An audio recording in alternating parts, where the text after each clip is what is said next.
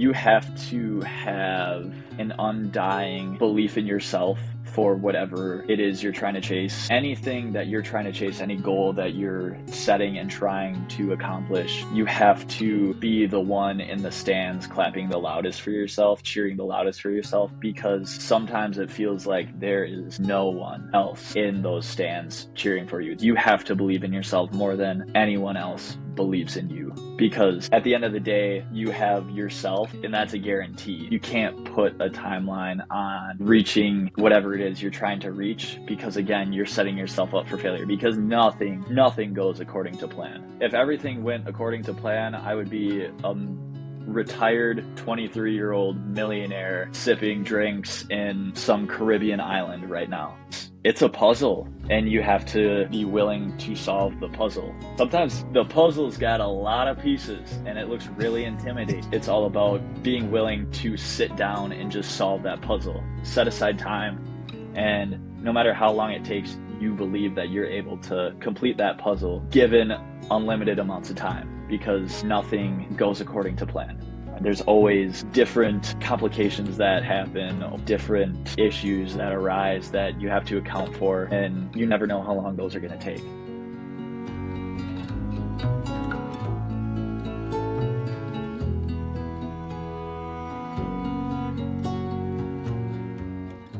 Hello, everyone. Welcome back to the Tickets Towards Success podcast. I'm your host, Tucker Nunakoven. Thank you so much for joining me today for today's episode.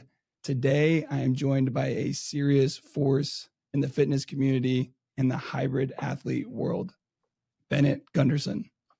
Bennett is a 22-year-old athlete and entrepreneur from Wisconsin who has already completed marathons, ultra marathons, a half and full Ironman, and has participated in a High Rocks event. In addition to building a personal brand through content creation on social media, he is the founder of Mantra Athletic Club and also just launched his hybrid athlete coaching website. Today, we will be discussing fitness and hybrid athlete training, building a brand and content creation, and how overtraining and mental health play a huge role in our success. So please help me welcome Bennett to the podcast. How you doing today, man? We're doing good. How are you doing? I'm doing great, man. I'm so happy to have you here. And like I said a little bit ago, thanks so much for taking some time to come on and chat with me. Of course. I'm glad to be here. Awesome. First things first, dude, we got to see the Lego car. Oh, this is the coolest thing I have ever been able to create ever. Oh my gosh. Yeah, that's Yeah. sick. All right, it's a 2025, I think, Mustang Dark Horse. So my dad has a 2020 Mustang GT350, and it's like it looks pretty much the same. So it's like I just need some white stripes on there. Yeah. And it's so cool. I can't believe Legos are like this now. Dude, I had to throw that in here first thing because I was scrolling through TikTok last night or something, and your video came up on my page, and I was like, "Oh, I'm definitely bringing this up tomorrow." I think that's awesome, dude. Yeah, Legos are. I might have to get into Legos again because I had a blast building that. How long did it take you? Like an hour. Oh, not bad. Not bad. Yeah. And your mom said that you looked like you were like 12 when you were opening up the box. Yeah, I had the biggest smile on my face. I wish she would have gotten a picture of me because I was just smiling ear to ear. It was a solid birthday gift. I'll say that. Oh yeah, it was your birthday, wasn't it? I forgot. Yeah. You turned 23, right? Or obviously. Yep. Yeah. Awesome. How's that feel? Jordan year? It feels the same. I don't know. Yeah. Nothing really changes after you turn 21, to be honest. Yeah. But awesome, man. Well, as I said in the opening, you've done a lot of events by the age of 23 now, but those were all before the age of 22. So I kind of want to start with fitness and just hybrid athlete training. You know, what kind of first pulled you into endurance events like marathons and Ironmans after high school? And why did you kind of go into hybrid training specifically? I in high school, I was in cross country and track, and I mean, that was my life for the most part. I lived and breathed running, especially towards the start of my junior year. I really started to take it serious, and then COVID hit, and that was kind of the only thing that kept me sane during COVID was just going out and running. I reached a really high level of fitness during COVID and was never able to really showcase it. Um, just because we weren't able to race in person or anything. Right. Um, but I was hitting a lot of PRs just during training sessions, which was really amazing to see. And so it just running became a huge part of my life and became a huge part of how I dealt with pretty much everything from like mental clarity to just like thinking through everyday issues and whatnot. So after graduating, I kind of gotten burnt out with running. So I was like, screw it, I'm not going to run ever again. And I got super big into lifting. And that was fun for a year or two. And then it just felt like something was missing. And so I was curious about starting to get into running again. I was pretty inconsistent and just decided we're going to set the goal of running a marathon. It was on my bucket list. And so spring 2023, I set the goal of running a marathon and signed up for the Twin Cities Marathon in, it would have been October 2023. Trained for it, not the greatest. I tried to be consistent, but I didn't really know what I was doing. I didn't follow a program. I was just trying to use knowledge that I had accumulated from my time in cross country and track to kind of put me through the finish line because I didn't have a time goal. It was just I wanted to finish it to see what it was like. And um, race morning of the Twin Cities Marathon, literally, I don't know, probably 2 hours before the race, it was canceled. Like it was just called off Oh because of man. heat. Like heat in October. It was beginning of October, and it was supposed to be a high of like 95 with crazy humidity, and so they ended up calling off the race. And I panicked. Luckily, I found the Madison Marathon, which was just a month later, and ran my first marathon in Madison, Wisconsin on or in November 2023 and was just hooked from that point on. I ran it with a buddy that I was going to school with, and like the next day he texted me, dude, you want to fly down to Tucson, Arizona and run a ultra in a month? And I was like, screw it. It was both of our first official marathons, and then we flew down to Arizona to do our first ultra marathon a month later. And then from that point on, it was just trying to climb the ladder and level up in Right. difficulty, honestly. How far was that ultra? 50K. 50K. So was that Yeah. 32? 31, 31. 31.2. So, Okay. um, it was honestly the hardest race I've ever had was probably my marathon, the Madison Marathon.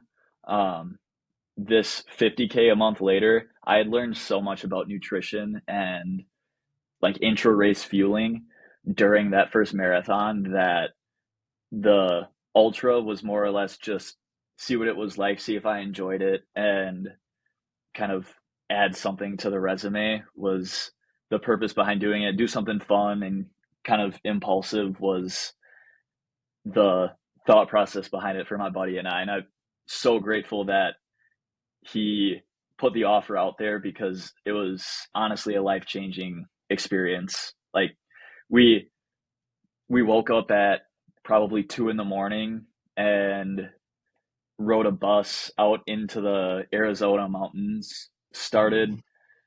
Started at the top of or like in the hills of Tucson or right outside Tucson, and it was probably 20 degrees at the start of the race. Oh man. And back home in Wisconsin, I remember it was actually like 35 degrees. So middle of December, and it was colder in Arizona at the start of the race than it was back in Wisconsin, where I'm from. Jeez. And so we spent the morning and early afternoon kind of traversing down through the hills of Arizona and kind of back into Tucson, and it was so unbelievable. It was a really cool experience. And that was a trail race then, I'm assuming, correct? Or trail Just a ultra. road race. Oh, it was just a road Yeah. ultra. Okay. I didn't know if like you were like coming down through those mountains or not, but yeah, that's so No, cool. I definitely want to do a trail ultra at some point. Just watching like online documentaries about it, so intriguing, and it's such a different aspect to the race when you have to be focused on the technical aspect of running on a trail versus just running on a road. So, Yeah. I've looked at a few of those like documentaries and stuff too, and it just seems like it's a completely different animal. Like I know like yeah. guys like Nick Bear and then you have David Goggins too that talk about those ultra races. They just say it's completely like different from a marathon. But like as to me, a marathon seems like a pretty hefty task, but those ultras are just they're different. Yeah, I was obsessed with ultras and ultra documentaries over this last winter, and I got super nerdy with like watching all these different ultra athletes, and they're kind of like the alternative lifestyle of runner. They just kind of are their own niche, which is super Yeah. cool. And I mean, I'll name drop just because they're the coolest people I've been able to see, or like the coolest documentary or athletes I've been able to watch. Sally McRae, Yeah. if Yellow you know runner, who right? that is. Yeah, Courtney Dauwalter is the beast. I mean, she's so unbelievable. Um, there's I'm kind of blanking right now, but I mean, those are the first two that come to mind. Yeah.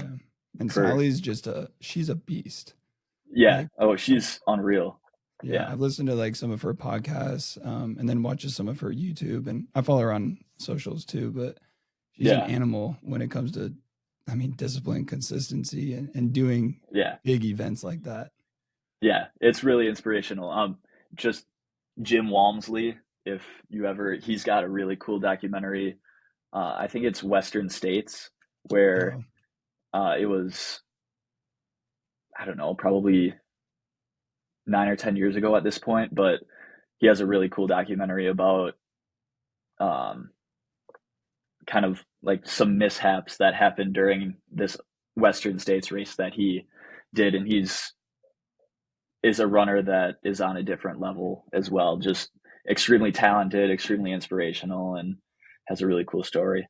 right. And that's like the things about ultras that a lot of like these elite runners talk about is it doesn't matter how good you are and how many you've done, anything can go wrong in those Mm-hmm. ultra races. Like your stomach can flip, your ankle can get twisted if you're doing a trail race or even just a road one.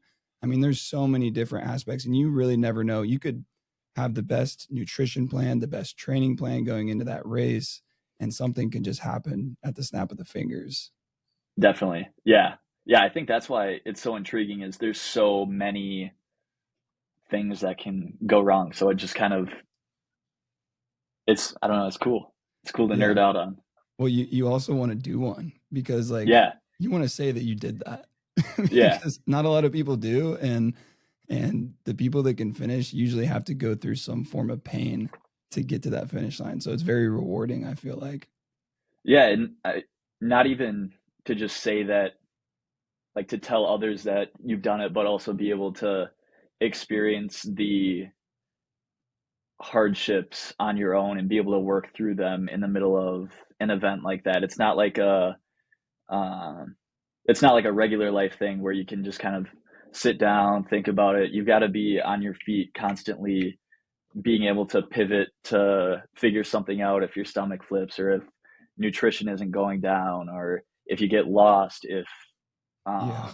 like if you start to get some hallucinations if you're in a 100-mile race or something like that. So it's just a big puzzle that would be super fun to be able to solve someday. So that's definitely on the bucket list.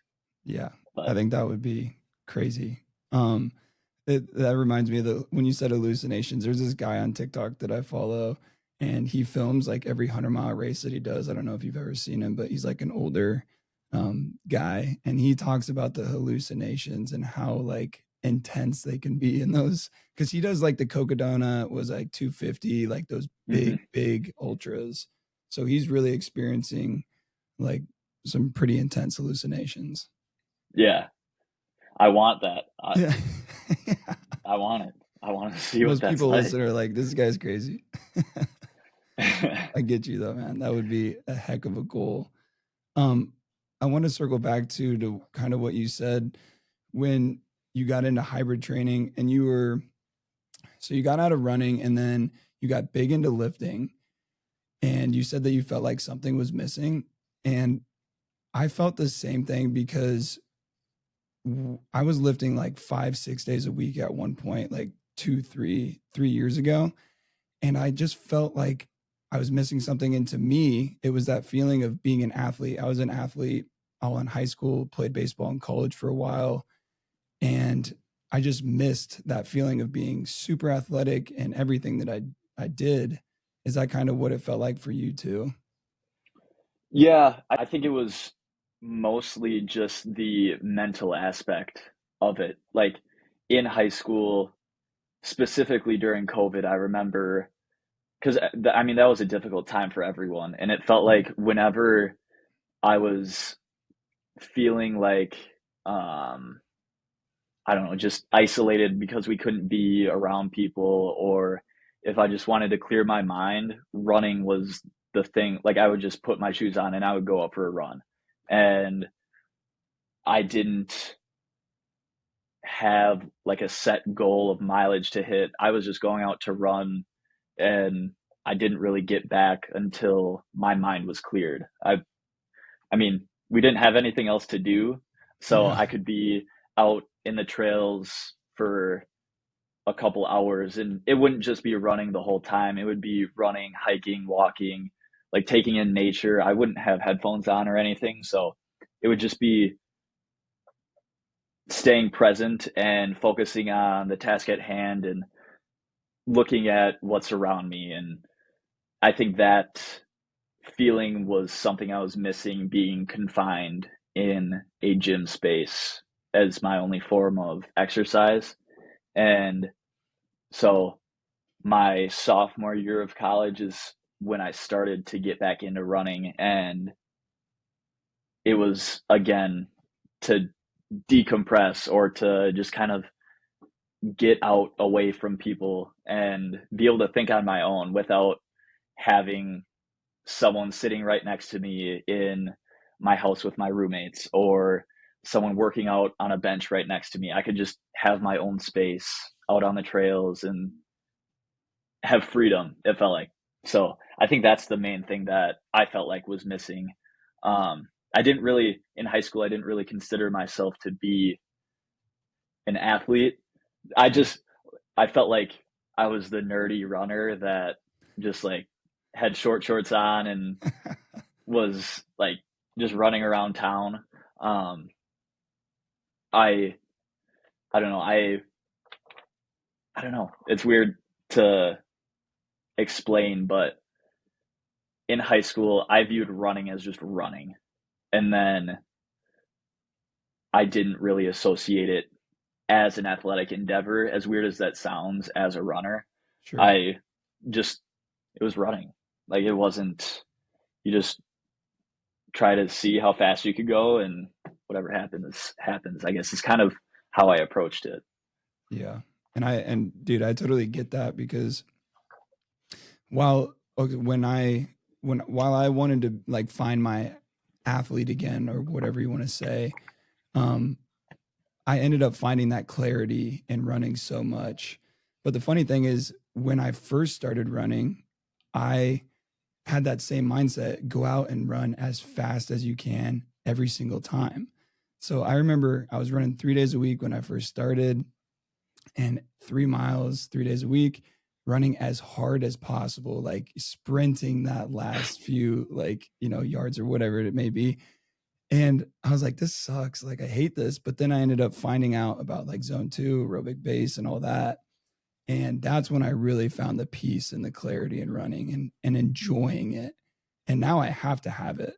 Like, it got taken away from me for a little while this past year, and it almost drove me crazy. But I think that's a different, conversation for a different day. But that clarity is so, so real. And I wish a lot of people would be able to experience that as well, because it just clears my head so much.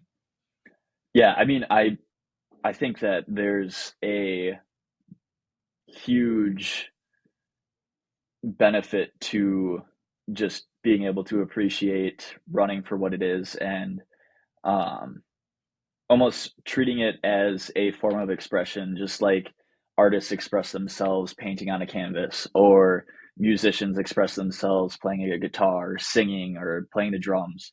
And if you approach running, or it can be lifting, or it can be high rocks training, or it can be swimming, biking, whatever it is, approaching that with the frame of mind where you're expressing yourself, you're expressing your emotions. So being emotional on a run and running hard, if that's what you want to do that day, I think there's a lot to that. And especially if you're someone who's running a couple days a week, you can definitely get away with doing a little more expression during your runs. So if you're running a little harder a couple days a week versus if you're running 5 or 6 days a week, it's harder to give your body, it's harder to allow yourself the ability to run super hard like that. You need to allow recovery in between those sessions. But um, yeah, I think approaching any sort of fitness endeavor with the frame of mind of trying to express yourself and what you're feeling in that moment is one of the really beautiful parts about fitness, and um, something that I don't think a lot of people think about all the time. They just think it's something to get healthy, or something to get in shape, or train for whatever event that it is you're trying to do. But taking a little bit of pressure off yourself and realizing that this can be a form of expression if you allow it to be, rather than just something that you feel like you have to do, or something that you're training for. Just Yeah. express yourself with the fitness endeavor that you're choosing.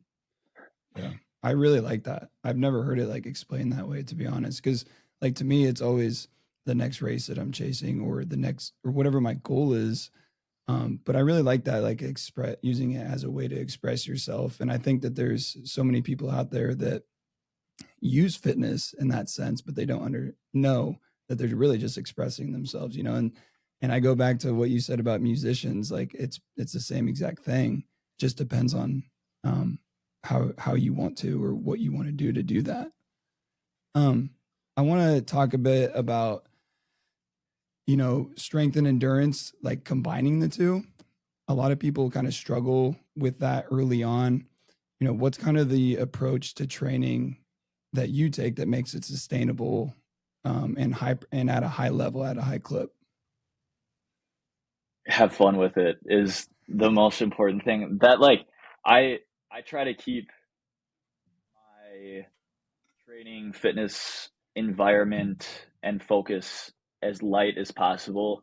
I'm not a serious I don't take things seriously that often. Like, I'm not a super serious person. I try to joke as much as I can and carry a light environment, just because I feel like that makes people a lot more comfortable.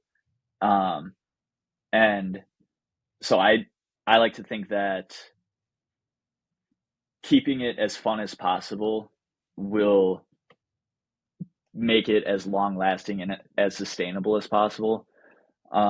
The second you start to put pressure on yourself to set high goals and reach new levels and start to really weigh yourself down with those goals is when it starts to become more of a chore and more of a job.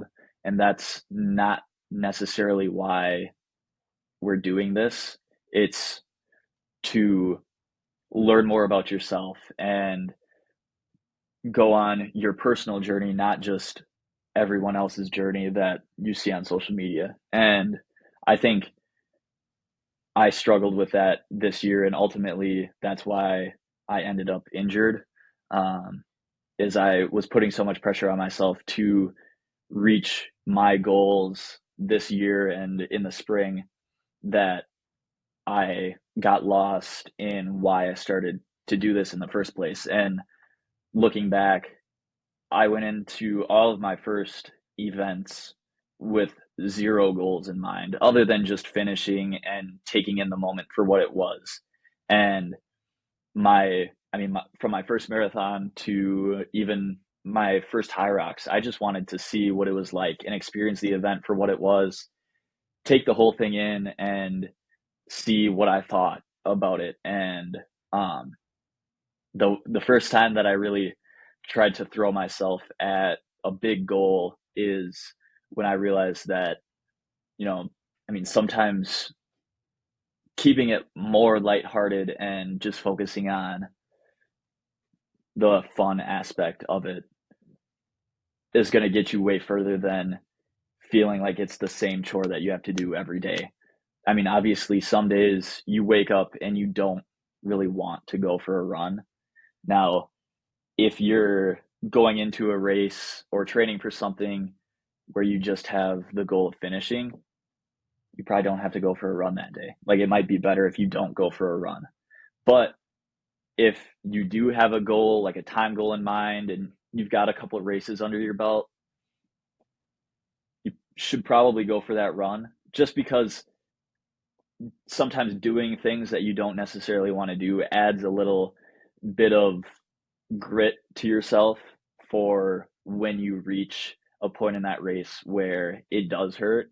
Then you're able to think back to the time where you woke up at 5 a.m. to go for your 10-mile run and you didn't want to, but you did it anyways.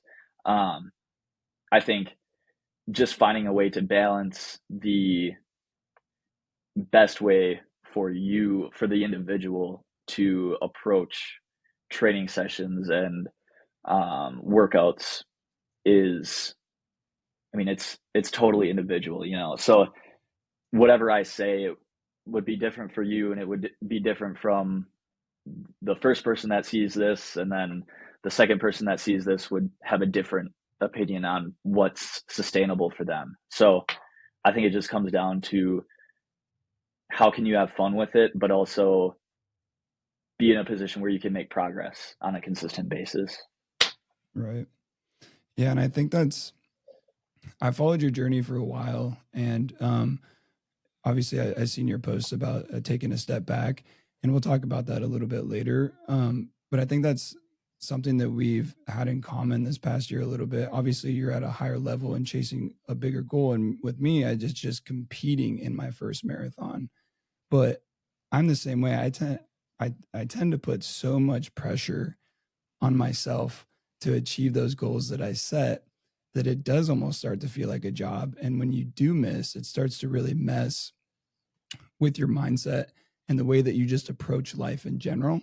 So I think having that taken away from me was a good thing, because it's really given me a new perspective on how to approach what I'm going after. And I think that's helped me a lot. And I'm sure that you probably feel the same way.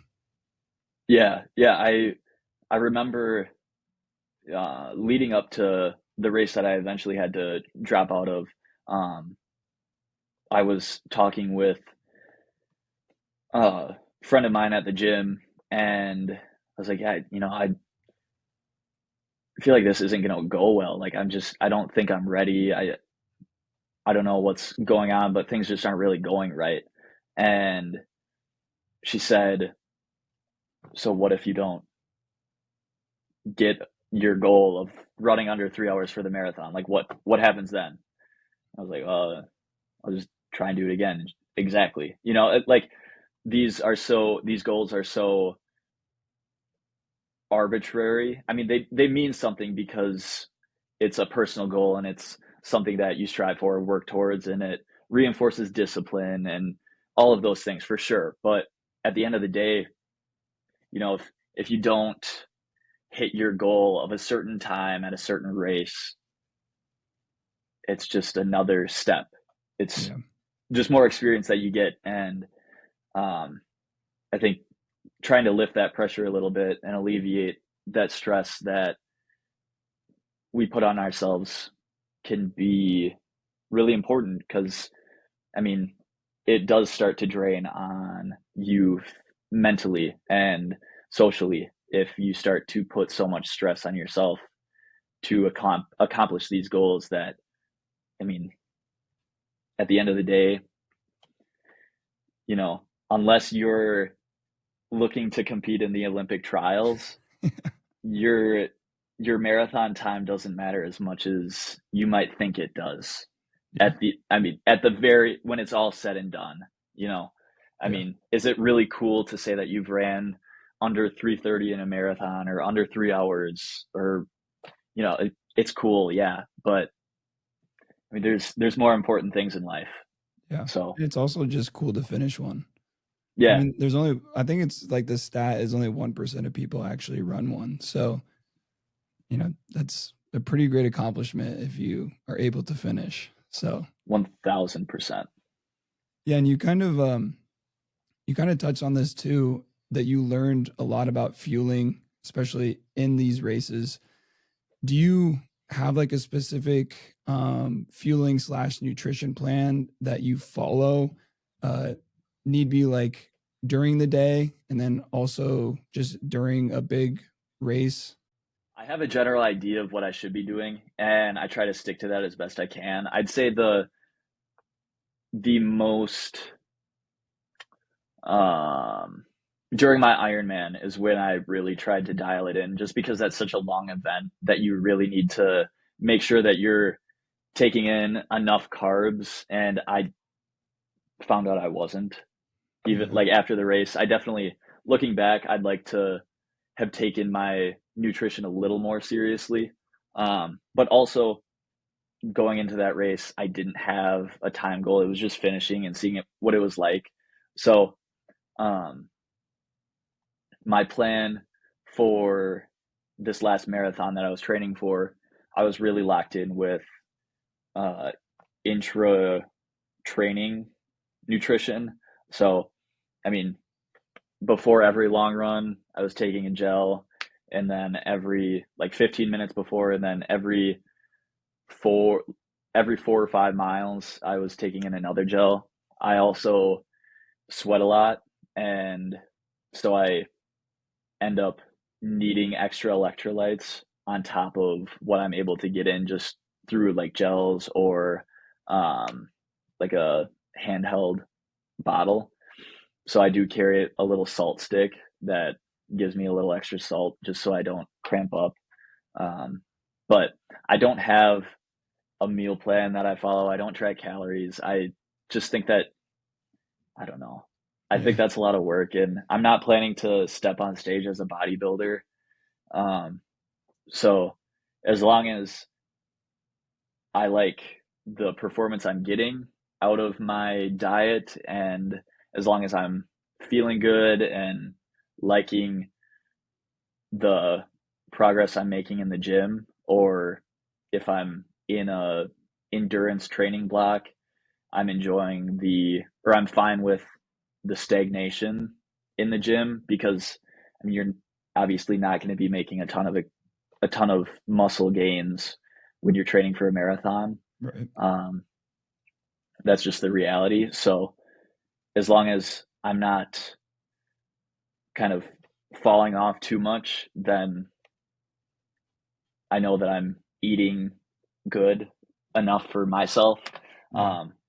Obviously, like if I was training for a bodybuilding show or something, I would really try and lock in for nutrition, but that's just not really on my radar right now. So yeah, and I get that. I don't think I ever want to do one of those, just because I've heard the horror stories of Yeah. being hungry and being in such a deficit, you know.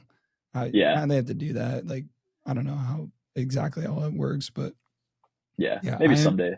it it is really just I do track my stuff. The only reason I am right now, I guess, is because I'm getting back into higher volume for running. Um, so I'm making sure that my carb load is fine, and obviously protein is super important. But just kind of getting that dialed in and having set meals where I know that I can get away from tracking, that if I'm eating those meals that I'll be fine. Yeah. Um, but yeah, it's nutrition and fueling is super important. The biggest race that I've done so far is just a half marathon. I did that last October, and during that prep is when I learned about like intra fueling as well. I sweat a lot too, so obviously electrolytes, you know, sodium, potassium, magnesium are super important for me, and carrying, you know, multiple water bottles and gels as well. And then I do G1M sport before I train. I don't, do you use that or no? I kind of rotate between a couple different things. G1M is one of the endurance supplements I use. I really like Tailwind Nutrition as well. Okay.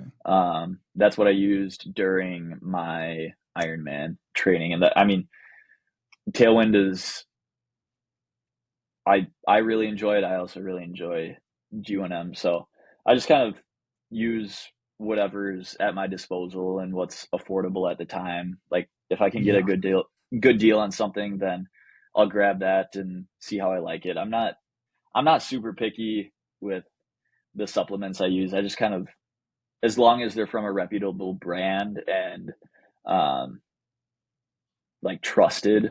that's the main concern I have. And then I'll see if I like it. If I don't, then I don't worry about buying it again. But Yeah. I get that. These prices for these supplements are through the roof. I tell you what, yeah. uh, I want to touch on too, just real quick. I saw a video. It was on your page. I obviously did research before this episode, and your physique has changed from when you were in high school, dude. You were that cross country, straight up runner build, Damn right. but then going and looking at when you're an Ironman prep or how you are now, it's changed dramatically. Do you think that that is from this hybrid athlete training model, or what do you think kind of flipped the script there? So I I'm like 6'4", 6'5", and when I graduated high school, I was 6'4", 6'5", like 160, 165, and by the end of my freshman year of college, I was 205. Wow. So in a year, I put on 40, 45 pounds. Um, and that was like, I was only lifting, and my, at my college, we had unlimited meals that you could eat at the dining hall. Yeah. So I was waking up at like 6 ish, going to get my first breakfast, go to class, second breakfast. I'd like study for a little bit, first lunch, class, second lunch, and then I'd usually have two dinners. Um, so it was like, it definitely wasn't the right way to put on weight, but I was putting on weight nonetheless. And at this point, I was trying to be like C-Bum. I was just watching a ton of Yeah. C-Bum, Vaughn Walker. I wanted to be a bodybuilder. Um, and so I just wanted to get as jacked as I could. And then I was feeling kind of fluffy around the time that I started to get into running again. And just because of the muscle that I had put on, I ended up losing weight and looking leaner. Um, I definitely think that it's very difficult to sustainably put on consistent muscle if you're trying to push any sort of significant volume as a runner. It's definitely possible to put on muscle as you're running. Like you just have to eat a lot.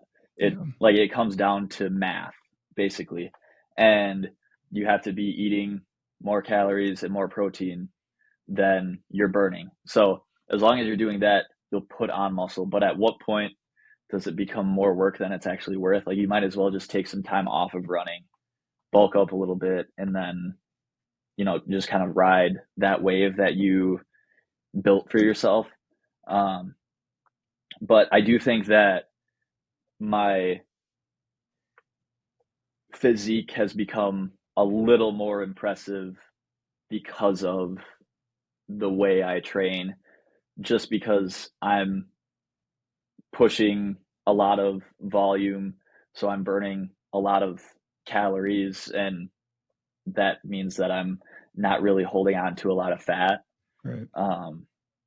And so the muscle that I do have, which isn't a ton, I feel like the camera angles kind of work for me a little bit sometimes, but like I think my physique has definitely improved, I guess you could say, in terms of like a more lean aesthetic, athlete style physique because of the way that I'm training. Yeah. Right. And yeah, I was just curious, like your thoughts on that, like if it correlated with the training. But to be honest, to me, it's very simple when it comes to weight loss or body fat loss. In a sense, it's calories in or calories out or versus calories out. That's really what it comes down to. If you're trying to put on muscle, you got to eat more calories than you burn. Trying to lose, body fat or weight, you got to eat less than you burn. So, but yeah, I to me, the hybrid athlete model has just given me that sense of feeling athletic again and mobile or mobile, I guess. And I think it's just given that athletic physique. I don't know how else to really explain it beyond that point. So we've mentioned all of your races and all the things you've been able to accomplish. And you already kind of said this, but what's one race or event that has tested you the most mentally, and how did you kind of get through that? I mean, the first one that comes to mind, like I said earlier, is my first marathon. Trying to think. There's like a race in high school that I don't know. I think it probably the first marathon. Just because like I wasn't super consistent with training. I tried to get in a long run and then 2 or 3 runs throughout the week leading up to the race. I didn't have a training plan that I was following or anything. It was just trying to get miles in. So in terms of preparedness, I definitely wasn't as prepared as I could have been. What did you run But in that, by the way? what time? Yeah, what was your time in that? 3:32, 3:32. I think. And so I felt really strong. I remember feeling really strong for the first half, and right around 14 or 15, I just I felt a little crash in energy because I wasn't taking in enough carbs. And then right around mile 17 or 18 is when I started to cramp up really bad. And I had bad cramps in both my quads and both my hamstrings. So I was like, and I didn't have really access to salt that I could just get into my body. I mean, there was Gatorade, but that was the most you could get in terms of electrolytes on the course. There's not really a ton in Gatorade. Yeah. And so I spent the last 8 or 9 miles just jogging, alternating off and just jogging for as long as I can until the cramps set in, and then I would walk until they go away. And so that was really difficult. And then also just it was just a journey. Running 26 miles for the first time is a journey in and of itself. And so like a mile out from the finish line, on the Madison course, you turn this corner and then you see the state capitol out in the distance, and that's where the finish line is. So as soon as I saw that, I like just tears, like just all the emotions came over me. And just because it felt like the journey was so long to get to that point, that I felt like, you know, I just felt everything in that moment, and the cramps on top of it. So it was just a Yeah. roller coaster the last 8 or 9 miles of that race. And um, I'd say since then it's always been a level of confidence that I've had in myself to just be able to get through the event because of what I experienced in that race. Like in that race, I just told myself one foot in front of the other. And because I was able to do that, that's just, like I was saying earlier, one little piece of information that you can store away as evidence that, you are capable of doing this. Yeah. So I like to I, talk about building like undeniable proof that you're able to do. Results are yeah, everything when it comes to building self-confidence, and having that undeniable proof in the back of your head when times get tough. Like I've already been through this. I know that I can get through this as well, no matter what the situation is. hmm Um, dude, hearing you tell that story, I'm so excited. I can't wait till I get to run my it's first race. it's unreal. Yeah. Yeah, I can like I already know the emotions will just be crazy at the end. But yeah, I'm really excited. Like I'm excited to figure out what that wall feels like because you hit the wall. Some people say it's at like 16, 17. Some people say it's at mile 22. I want to hit that and see what it's like. yeah. Um, I don't know. You're like, the internal dialogue is all over the place in a moment like that, just because you have never been in that situation before, especially for your first type of event. So I'm sure, I mean, it happened in my Ironman, it happened in the marathon, I'm sure it would happen in an ultra marathon. So anytime you're just in a situation where you're unfamiliar with your surroundings or with your current state, um, like you just, internal dialogue is so all over the place because like your body's telling you, I don't want to do this anymore. Your mind's like, Yeah. come on, like let's push through, stop being a little baby. And Yeah. then like people around you are trying to cheer you on, and like you're you're trying to smile through it. Um but I just embrace, I'd say embrace it. That's the biggest piece of advice I can give to the wall. Yeah. Actually, timeout. I want to circle back to the most testing race. So there, my senior year of high school in track, we did, I can't believe I remember this, um, at the sectional competition, like the sectional um, meet to go to state. My senior year, I was in the 4x8, the 800, and the 4x4. Those were the three races at the sectional meet. So I had three chances to go to state. And we had a pretty solid 4x8 team. Um, and my buddy, who was also a senior and really solid runner, he went on to run in college. We both kind of agreed that the 4x8 was our chance to go together because we were pretty close. And we really wanted to go to state together. We were in the same three events Oh, that nice. day. So um, we both agreed, like made a pact before the race, that no matter what position we were getting the baton, because he was the third leg, I was the anchor leg. And like we just made a pact. We were going to do whatever it took to try and make a state appearance in that 4x8 team.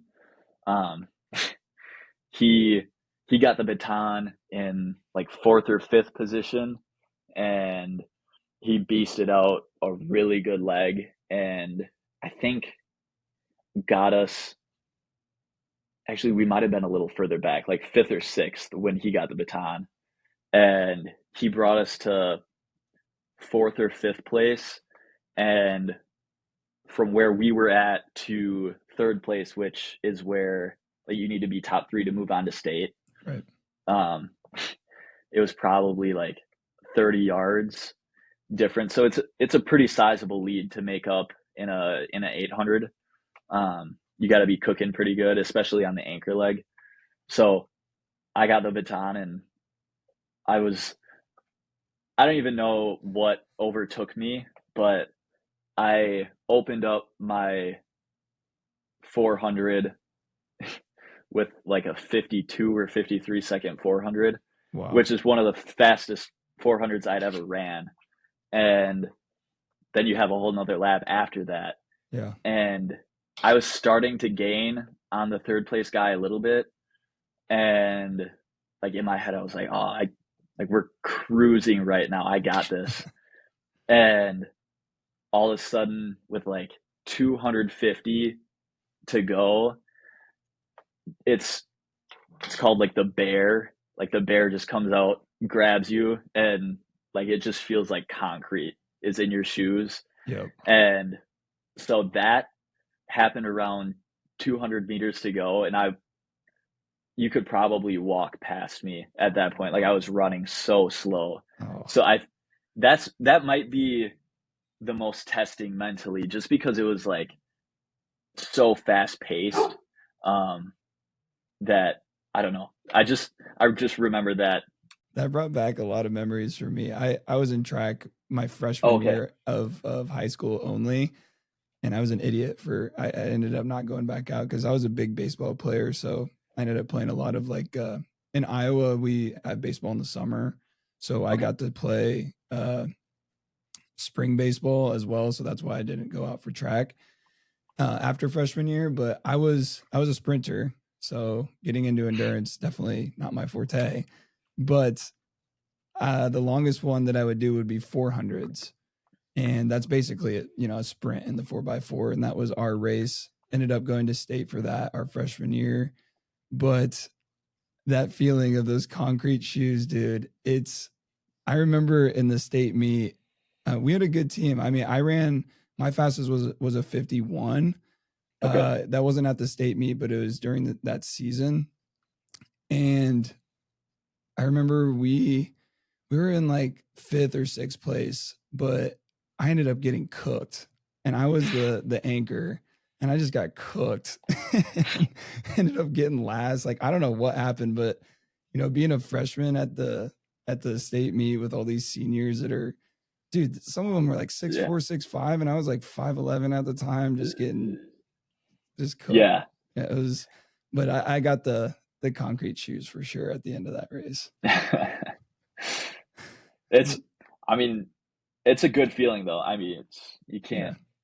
I was like dry heaving for 30 minutes after that. Literally after that half-mile run, I was in more pain than I have been for any other race that I've done. So when you get to the finish line, you're just laying on the field, on the turf or grass or whatever. Just your legs are jello completely. You feel like you're gonna puke. You don't know what's going on. Yeah. I think that's why I ended up not going back out for track, because it made me hate running. Dude, I'm really surprised that you said both of those. I thought going into this episode it was going to be one of the Ironmans. I really did, just because of the level of intensity for those races. Yeah, I don't know. I mean, they all bring their own level of difficulties. Obviously, the Ironman is incredibly challenging, but also it was like I had that experience from the marathon where I had been in that position before. It's like I knew that I could just put one foot in front of the other and get to that finish line, and that was my goal, was just to finish. So it was just, I don't know, it was less about like just going as hard as I possibly can and more just taking in the experience for the Ironman. For sure. So like mentally I was having fun for a lot of the race because there was a lot of people that I knew there watching. Oh, no. And so we would like, as I would see them throughout the race, it would just be like smiling, you know, like being fun, having fun with it. Was it And Ironman Wisconsin? yep, Is that yeah, okay? yep. So that was in Madison as well. And so I was already kind of familiar with a little bit of the course. They have a different running course from the marathon, but you're still running in some of the same areas just because Madison's not that big. Right. So it was definitely very challenging, but I don't know. I just think because the marathon was so, it was just such a new experience to be part of, that I like, it So was much just the that you most didn't trying. know. Like Yeah. you're basically Yeah. just walking in completely blind. Yeah, that's what I was most nervous about because it was funny, dude, because I was supposed to run Grandma's. That was the marathon that I was going to run in June, Okay. as well as I know that that's the one you were going to go to too, right? Yeah. Mm-hmm. I was really nervous, like the bus schedule, how to get to the start line. Like I was freaking out about how I was if I was even gonna make the race. Yeah. I was like, I don't want to be late. And we were gonna stay like an hour away because we couldn't find a hotel or an Airbnb in the area because there's like nothing there. And I was like, we're gonna have to leave at like 3 a.m. to get to the bus stop. But Yeah. there's a lot of uncertainty, and I guess that makes a lot of sense now that you say that that was probably your most difficult one. Hey everyone, just want to take a quick break from this episode to thank you. Thank you for all the support that you've shown the podcast. If you haven't already, please subscribe, download the podcast, and leave a comment on this video. Let me know what you thought, or let me know some of the suggestions that you may have for future episodes.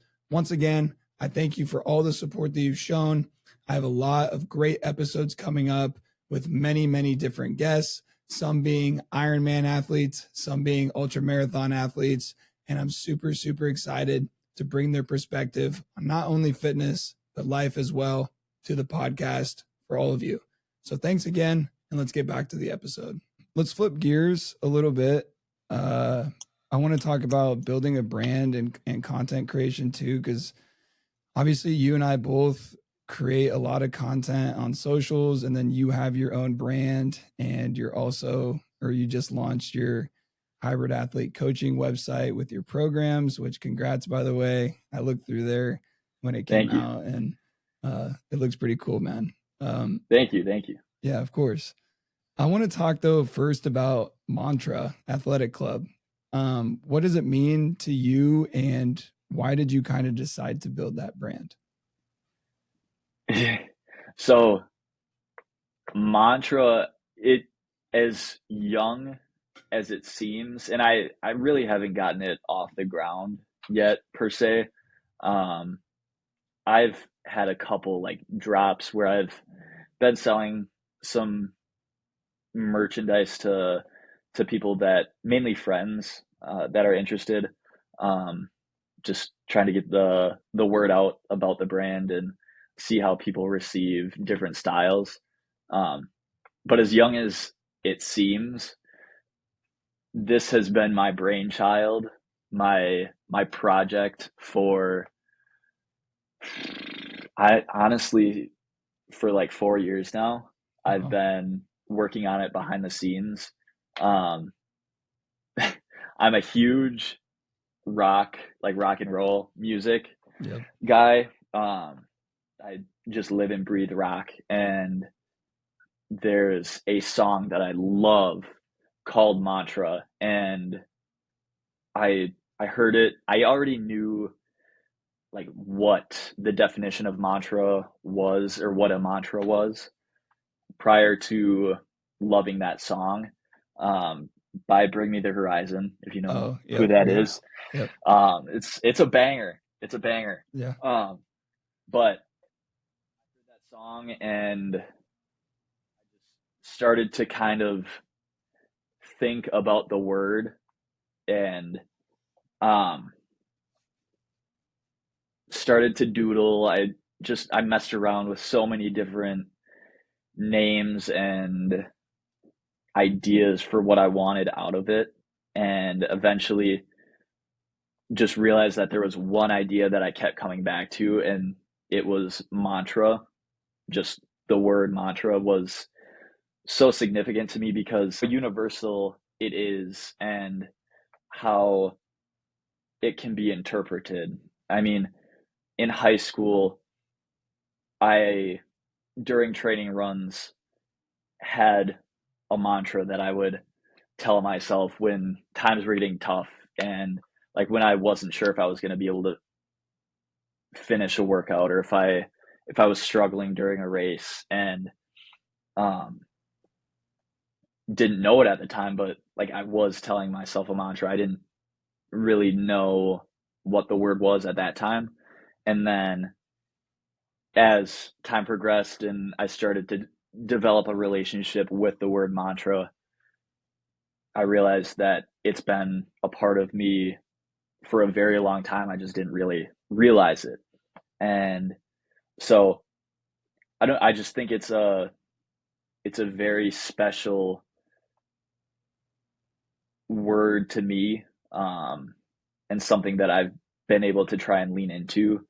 Um, I think I was kind of gifted, like it was just kind of a gift that was given to me, that like right time where the right ideas were flowing at the right pace, and I was able to jot the right things down on a notepad, and it just kind of stuck with me. So um, I don't know, it means more than I'm really able to Express. express. Yeah. Um, the reason for wanting to lean into it is just because I feel like there's a message in there that needs to be shared.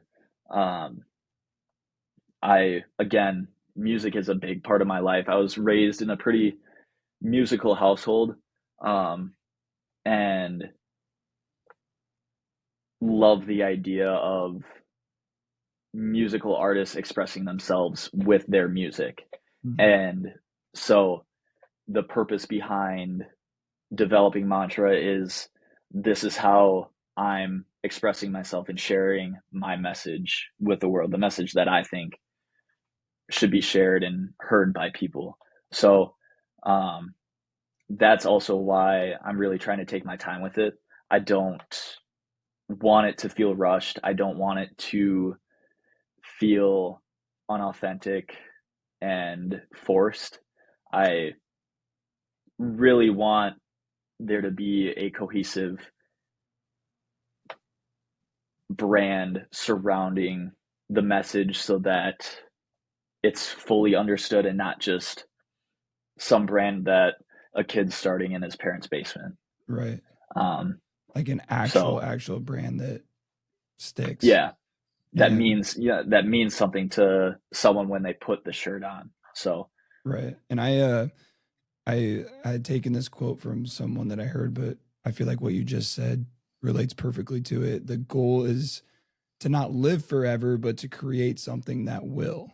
So you wanting to build this brand where, you're using it to express yourself, but people are proud to wear that brand on their chest or on their head or whatever it may be for a long period of time, even after, you're done with it or whatever. So yeah, yeah, that's cool, dude. I follow the Instagram page, man. If you got more hats or anything, let me know and I'll definitely buy one off you. I'd love to have one. hell yeah, yeah. I'm working on it. Like I said, I'm just trying to take my time with everything and Yeah. um, It's a lot. make sure, It yeah, can be. and Yeah. just make sure that it's a quality product that I'm putting out there. I don't want, like, it's not just to make money. I really think that it's a message that should be heard, and I hope it's a message that is received well. So I want it to be as well-rounded as possible before I start to really put a lot of time and money into it. Um, so it's just kind of like a little project that I put on the back burner and I kind of tinker with from time to time and tweak and refine. So Sure. Yeah, kind of work on it as you see, or if you get an idea throughout the day or during one of your runs or something, you're like, yeah, I'm gonna go yeah, work on that or implement that. Um, exactly. yeah, dude, that's so crazy to hear that you got that like the word for it from a song. I kind of thought it would just be like because you know the meaning of mantra, right? And what it is. Yeah. But that's really cool because obviously I've seen that you love music and I actually threw that in here. We'll talk about that a little bit later. But yeah, that is cool and that it is a very good song as well. Yeah. Um, does the same kind of go like for your coaching programs as well? Is that just something that you're really passionate about, like trying to help others achieve their goals and get to where they want to be in their fitness journey? Yeah. I really wanted to start building a coaching platform because I felt like it was, again, a unique outlook on training that not a lot of people are providing right now. Like, I think there's so many people out there saying this is the one way you can do it. Anything else, you're wrong, you know. And I try to have a much looser, go with the flow approach. Whatever works for you is what's going to work for you. Yep. Obviously, there's ways that you can learn and improve upon what you're currently doing and make it work for you even better. But I mean, you got to start really wide and then you can start to narrow down as you progress. And the coaching programs that I've begun to build reflect that. Like, you're getting a very wide use coaching program that can be used many times over and has a lot of information in it that will help kind of curve the learning process so that you don't have to make the same mistakes that I made. Sure. Um, there's, nutrition information. Um, there's warm up, cool down. There's stretching. There's recovery stuff in there. It's not just like a spreadsheet with, okay, you're running 3 miles today, and that's the only thing in there. It's um, like mantra, like my brainchild. Yeah. It's a well-rounded. I tried to make it as well-rounded and um, as useful to the customer as possible. So Right. You're that not was just my pumping out. focus. Yeah, you're not just pumping out programs and Yeah, for the dollar, right? You're really trying to help people succeed in whatever they're trying to do and whatever their goals are. yeah. And do you think it's like more so beginner friendly or can it be both? Like, So I have training plans that have varying entry levels.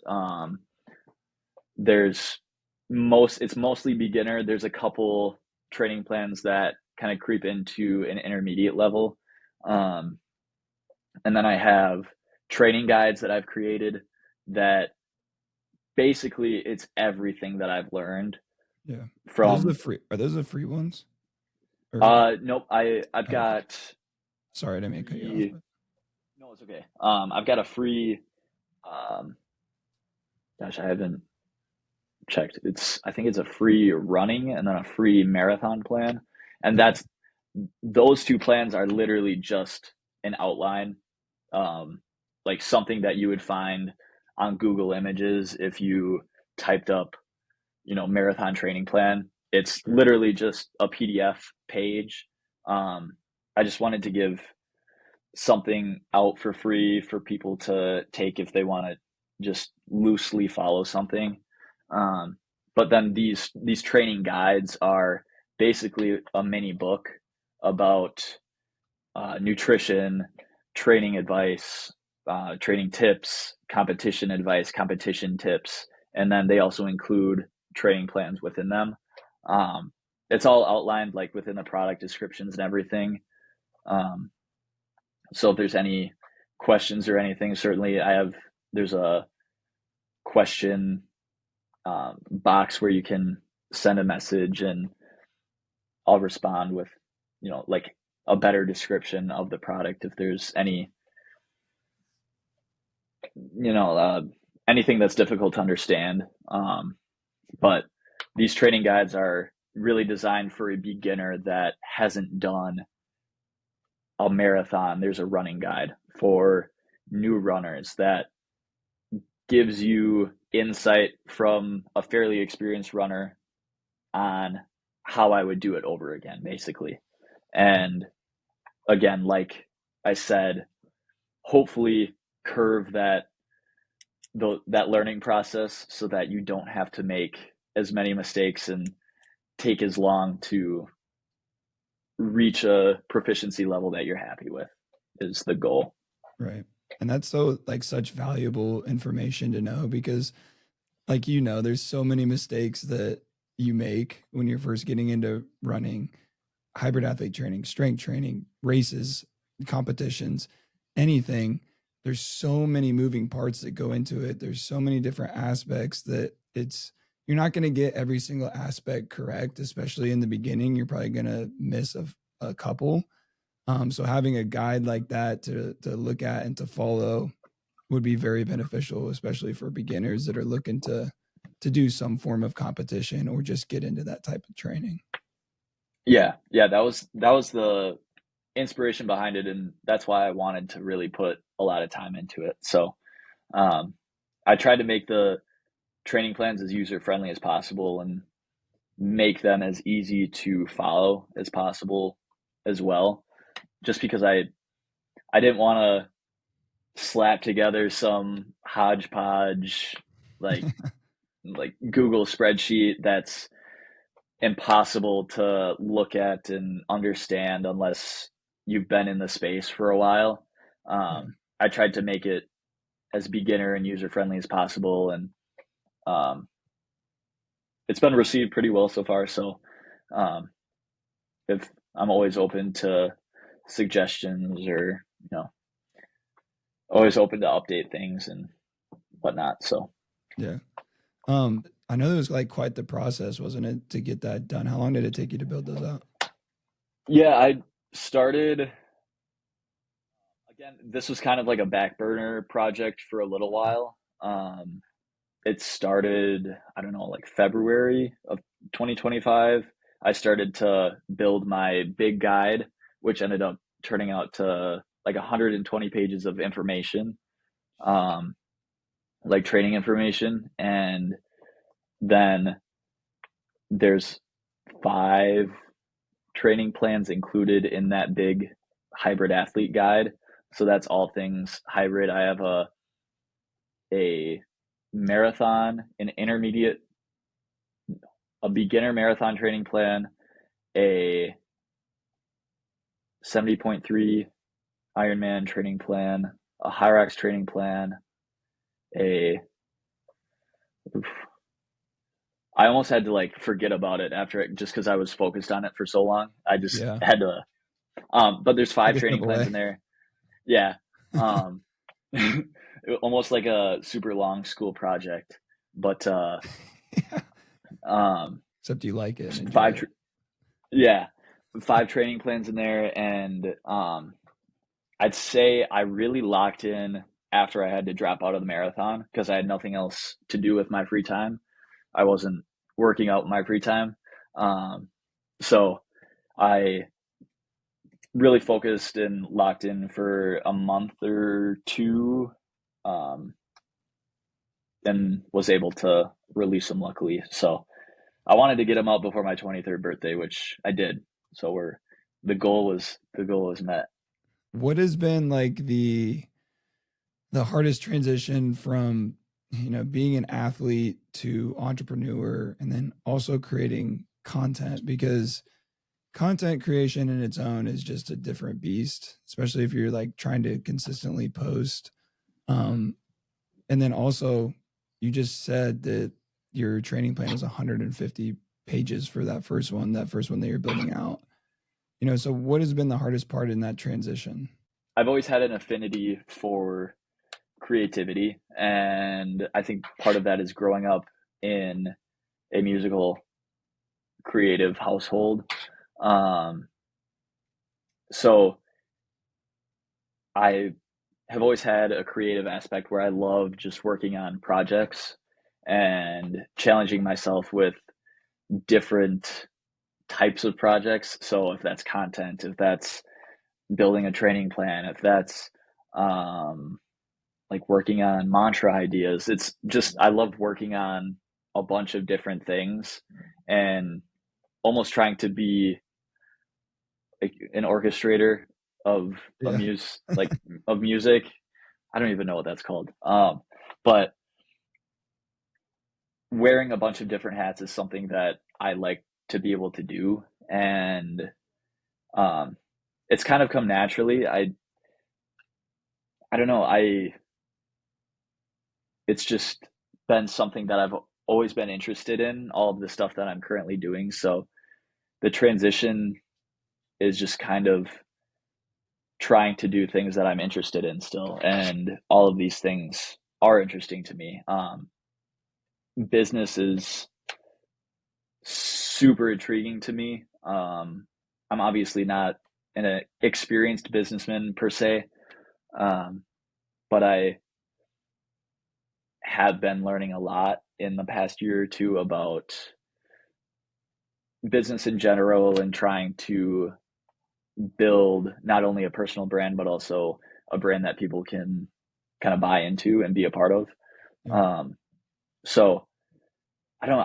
I think the transition has been just kind of a normal progression given my interests and what I enjoy to do, plus what I consider myself to be good at. I 100% agree. I feel the exact same way because I I do this podcast, do the content, and then have my fitness, and there's stuff that I'm working on behind the scenes as well when it comes to different entrepreneurial business ideas. But I don't see it. It's a lot of work, yes, and it requires a lot of time and a lot of sacrifices. But I don't see it as another job per se. I see it as something that I enjoy doing in my free time and putting my energy into doing all of those things instead of putting my energy into whatever that may be, going out or I don't even know, it's something else. um but I've never seen it as a job. It's just something that I always enjoy, something that I have fun with. And yeah, I've just always enjoyed it, and I feel like you've been the same way. And some people don't understand that, but um I feel like that we both understand that to a certain level. Definitely. Yeah, I mean, it's not for everyone, and I mean it takes a certain level of like crazy, I guess. Like you just have to be it takes a certain level of weird. I mean you have to be weird enough to try different ideas and see what sticks, I guess is I mean, Yeah, that's you kind put of yourself out what there. entrepreneurship, yeah, that's just what entrepreneurship is. And I've been lucky enough to watch my dad be a successful entrepreneur. So um, I've Nice. learned a lot just watching him. And um, What does he do? that's he's a general contractor, architect. Oh, nice. So he owns general contracting slash architecture business and builds homes, residential homes for people. So you've kind of grown up like in that mindset of Yeah, putting yourself out there, trying different things, failing until you finally succeed at something that you ultimately enjoy and are good at. yeah, definitely. I said this a little bit ago, but the time that it requires to do all of these things, is there certain things that you do that helps you successfully like manage your time each day to make sure you're getting this stuff in? Or like, do you have a schedule that you work on this part of the business from 8 to 10, or do you just kind of go with the flow each day? I'm terrible with time management. I spend way too long on things that don't actually matter. Like, I mean, I guess today's different because it's Saturday, but I spent like an hour or two before this episode looking at fonts for mantra for a design, Yeah. and they were all cursive fonts, and it got to the point where every single font looked the same to me. They weren't the same, but it just like trying to be a perfectionist means that I end up spending way too long on things that don't matter as much as I think they do. But I want everything to come out perfect. And I think that can be really straining when you're trying to be an entrepreneur. And something that I'm trying to work on is time management. But I mean, I think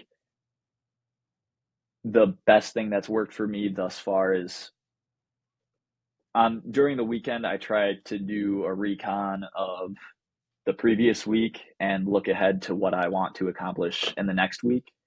Um, and I just keep kind of a mental checklist of where I'm at on that goal list for that week and get everything done as best I can. Um, it again, such an individual basis. My I know my dad has to write everything down and have like a visible checklist. I don't like writing stuff down because it makes me feel like I'm locked into a box, Yeah. and Yeah. it feels like I'm just like locked. I have to do this, and versus I keep a mental checklist and then I'm just moving on from thing to thing throughout the day. That works for me, but that won't work for everyone else. Some people need like a Google Calendar, and I don't even know how Google Calendar works. I tried to figure it out a couple of weeks ago, and I mean, I'll have to work at it, but just Yeah. individual basis. Yeah. And it all goes back to what works for you. Um, I'm the same way when it comes to being a perfectionist. Like creating a logo and trying to figure out a name for this podcast at the beginning of this year was the most stressful thing that I've ever had to do in my entire life. I spent so much time thinking of names because I wanted it to be perfect, yada, yada, yada. Especially when it comes to creating content too. I want it all to be perfect, but it truly never is. And it's the cool thing though is it's unique to you and what you're creating. So I think that that's super important, and that's what makes it stand out the most. The way you are as a person and that you created it. Um, Definitely.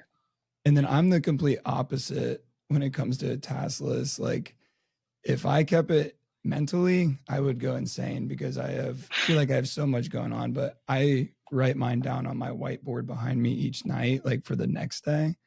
And Mm, then I used to do it in a journal, but it didn't work as well because I would close it and then just set it on my desk. But having it on the okay. whiteboard has been good because I can see it every day and then I would just like tally it off when I'm done with it. So it's like Yeah. a checklist that I can see in the open. But yeah, it really just comes down to how your brain works, I suppose. Yeah. What advice, would you give to someone like trying to start a brand, or maybe they're thinking about it, specifically in the fitness space, because it's a really competitive space to be in and a really tough space to be in because there's a lot of misinformation out there. There's a lot of people that are just pumping out programs for money, basically.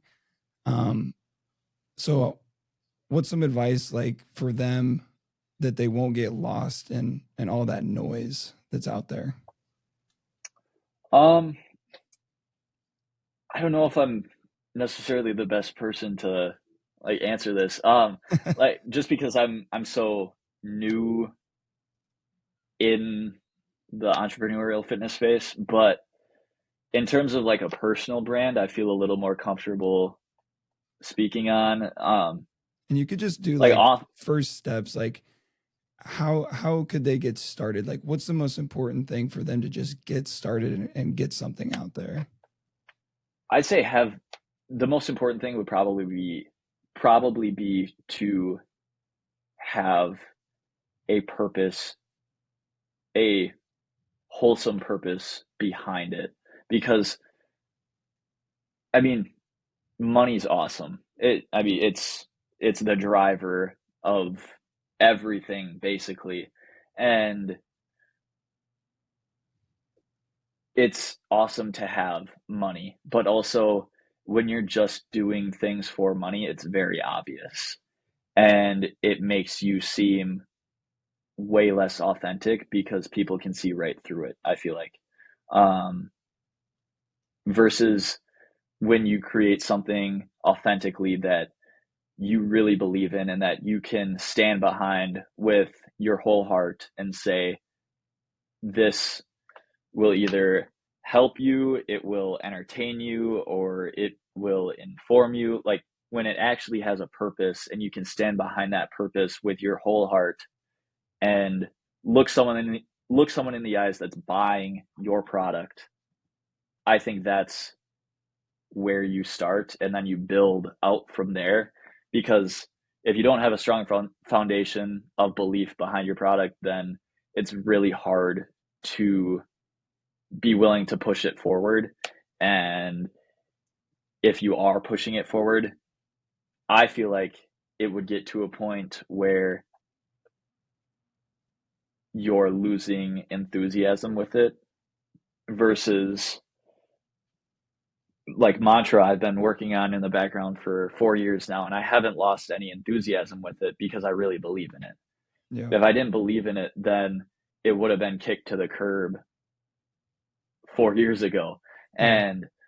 And I think belief in yourself and what you're producing is the biggest aspect for anything, from creating a personal brand to creating an actual brand or an actual business, or relating it back to fitness. If you actually have a reason for getting into fitness, that makes it way hard or way easier to stay disciplined on the days you don't want to do it versus just saying, oh, I want to work out now. I want to lose 10 pounds. Well, why do you want to lose 10 pounds?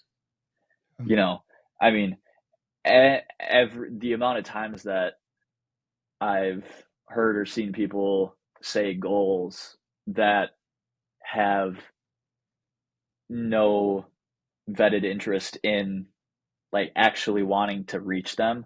They're just saying it to say it. If you're going to say, you got to mean it if you actually want to get there.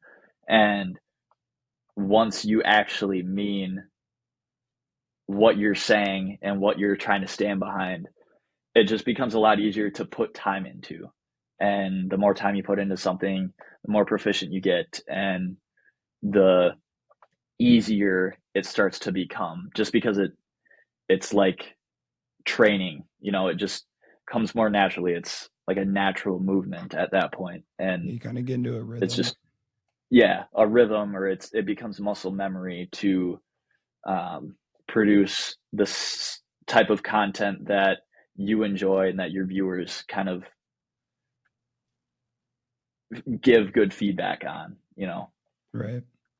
And I think too that if you're someone that doesn't have like a purpose behind what you're doing, and say you are making like profit off of that, I think there comes a time where you know, lose respect for yourself if you're not putting out the best product, if you're not able to look that customer in the eye and know that they're getting a quality item, a quality product.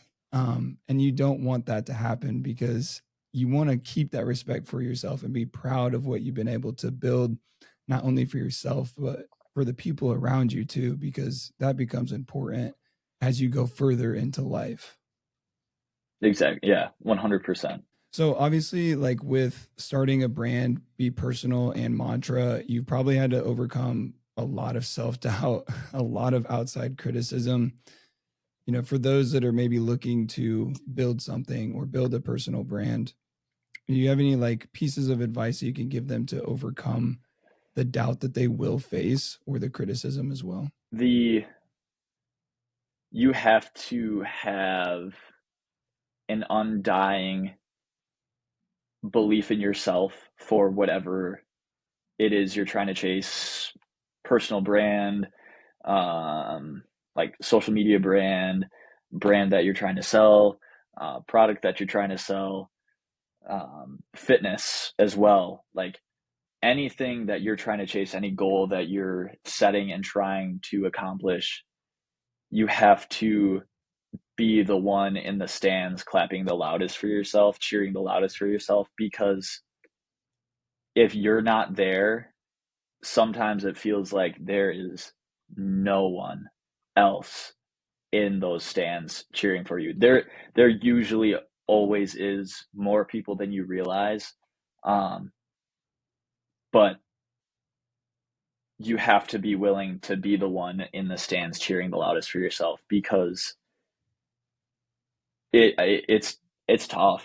I think back to being in my junior year of college, and I was living alone at the time in my own apartment. And I mean, there were days where there were times where I would go multiple days not really talking with anyone, just because like I was living alone. I was at a new school, so I didn't know a ton of people. And I mean, there were days where like I would just have zero idea what I was doing with my life. And that at this point, I wasn't really chasing anything in terms of business or social media. I had just kind of started posting on TikTok. Um, but I hated school, and I hated the idea of staying in school. I didn't want what school had to offer, and that meant that I needed to work up the courage to drop out of school. But before that, I needed to believe in myself enough that I could succeed in order to drop out. Like I couldn't just drop out of school just because I didn't want to be in school. I needed to believe there was something more important outside of school that I needed to start on right now. Otherwise, I felt like I was missing the window. I needed to strike when the iron was hot, is essentially where I was at mentally. And I just think the most important thing is having that undying belief in yourself, because like I've probably said this too many times, you have to believe in yourself more than anyone else believes in you. Because I mean, at the end of the day, you have yourself, and that's a guarantee. Like I mean, people come in and out of your life on a consistent basis for good or bad reasons. And, you know, it doesn't have to be like personal. You don't have to have a personal vendetta against people that come in and out. And it's just like the ebbs and flows of life. But the one constant is that you always have yourself to believe in you. And when you understand that, and when you are able to reinforce that, when you're kind of down on yourself for whatever it is, like not performing as well in business, or fitness is kind of low, um, school grades aren't as good as you'd like them to be, um, anything in your life that's performance based needs to have a level of belief in yourself. Otherwise, I think like you're setting yourself up for failure, because if you're doing it for extrinsic reasons, then there's a point where that flame extinguishes, and all of a sudden you're just left sitting there with a bunch of wasted time, essentially, because you didn't actually believe in what you were doing. And so now you have to repivot. I guess it's not wasted time, but you're just sitting there with a direction that you're not really sure to go in. And kind of like, can I make this work? But Yeah, Because if you're kind of just sitting there asking yourself, can I make this work? But if you have your belief in yourself that you know you can make it work, that's kind of where the mindset shift happens, I feel like. exactly. And I think the second part of that is that undying belief needs to be void of any timeline. Like you can't put a timeline on reaching whatever it is you're trying to reach, because again, you're setting yourself up for failure, because nothing goes according to plan. I Yeah. I mean, like if everything went according to plan, I would be a retired 23-year-old millionaire sipping drinks in some Caribbean island right now. Yeah, I mean, Yeah. like it nothing goes according to plan in life, and that's what makes life so interesting. That's what makes goals and chasing something so interesting, because it's a puzzle, and you have to be willing to solve the puzzle, Yeah. because I mean sometimes the puzzle's got a lot of pieces and it looks really intimidating, Yeah. and sometimes it's like a little kid puzzle, but it's all about being willing to sit down and just solve that puzzle. Like you just have to be willing to sit down, set aside time, and no matter how long it takes, you believe that you're able to complete that puzzle given unlimited amounts of time, because nothing goes according to plan. I mean, it just Yeah. doesn't. There's always different complications that happen, or um, different issues that arise that you have to account for, and you never know how long those are going to take. So, Right. Yeah. I love that analogy. Life is, or the goals or life is as a puzzle and all the pieces that you have to try and configure and work that out. That's, I love that. And I also always say on here, if you don't believe in yourself, no one is going to believe in you. Like you have to be able to have that undenying belief in yourself, like you said. And it makes me think of like as I'm growing this podcast and like the social media space with the podcast, there's sometimes where my personal page is the only one that likes those posts, and I see those notifications, and I'm like, someday I'm going to remember this. I'm going to remember that there was a time where it was just me standing by me. And that's when I actually have like a feeling of like enjoyment, I guess, for what I'm doing, because it's all part of my journey, my specific journey, and the journey that I'm on. So yeah, believe in yourself or no one else will believe in you. And I think that that's super important in every aspect of life and whatever that you may be doing. yeah, 1000%. All right. I want to go on to our last topic here, and that's all about overtraining and mental health in a sense. Obviously, you made the personal well being decision earlier this year to drop out of grandma's marathon. If you don't mind just sharing kind of like what led to that choice, and if you want to, you can share what was kind of going on behind the scenes, but I'll kind of leave that open to you to discuss whatever you'd like. But Yeah. So, um, spring, like this last spring 2025, I um, completed my first high rocks, and it was an unbelievable event. Felt like I had built an awesome snowball, and I was just about ready to push it down a hill, and it was just gonna grow and grow and grow and grow. Like it just felt like I had built up a ton of momentum with that race specifically. I was signed up for Grandma's Marathon in mid June, and that was kind of the next race on my radar.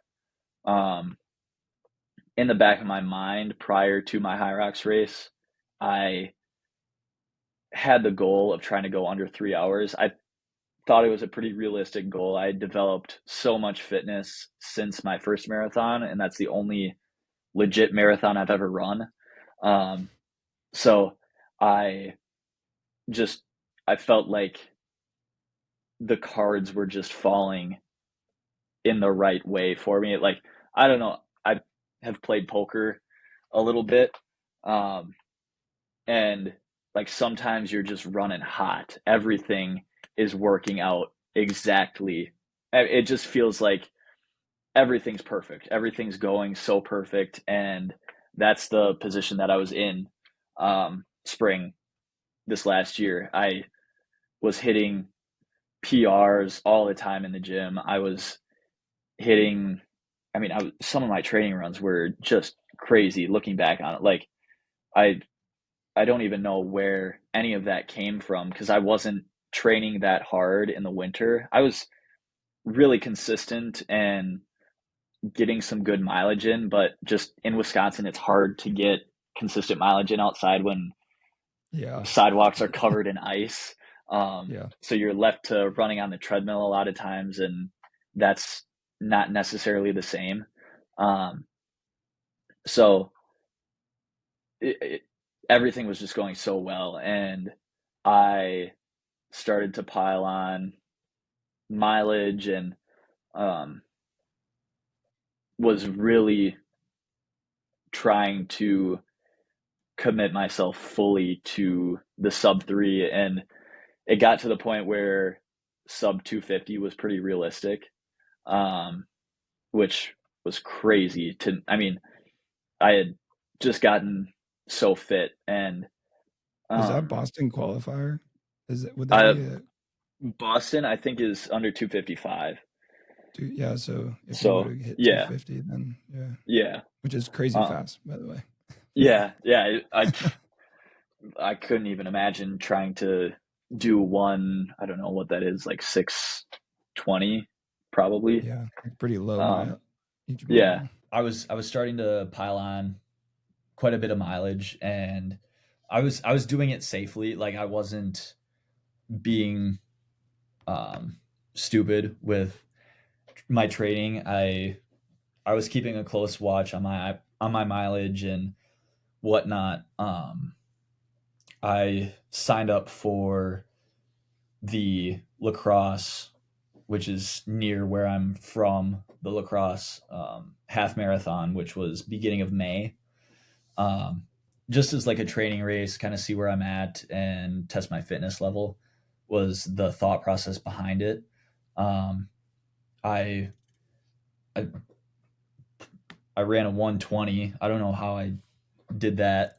Um, it just came out of nowhere. Honestly, I went out with the front guys. It's a pretty small race, so um, only a couple hundred people. But I went out with the front pack and just kind of held on as long as I could. Wanted to treat this race like a train through race, so I didn't take much recovery, and I think that's what ultimately kind of punched my ticket to no grandma's marathon, basically. The woodshed, I don't know. Yeah. Um, but I didn't take as much recovery as I should have looking back on it. And just because of the effort that I put out, I should have taken more time off to let my body recuperate, because then I hit it hard again the following week, and um, was trying to really work in a lot of speed work throughout the week, um, more than I should have. And I think it just was almost like everything was going so well, I felt invincible. Um, and I just wanted to see what my body was capable of, um, which I'm a smarter runner than that, and it's pretty embarrassing to admit, but I was running stupid, frankly. I was training stupid, and um, I wasn't treating my body with as much respect as I should have been. Um, but it eventually caught up to me, and I paid the price. It just led to some overuse injuries, and it led to a pretty long period where I got to the point where I just didn't believe in myself. Like, I didn't believe in anything that I was doing. I pretty much shut myself off from family members, from friends. I isolated myself pretty hard just because I was almost having like an imposter syndrome situation, and I really hate the fact that that happened. Neglecting relationships like that, and also neglecting my belief in myself, which is something that I try to pride myself a lot on.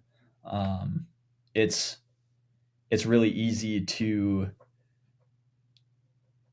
preach when everything is going your way. All the cards are falling right. Every Yeah. move seems like the right move, and you know it's a lot harder to talk when when it seems like every move is the wrong move, and um, it was just getting the better of me. Like I just was kind of down in the dumps for a little while, and had to take time off of everything just to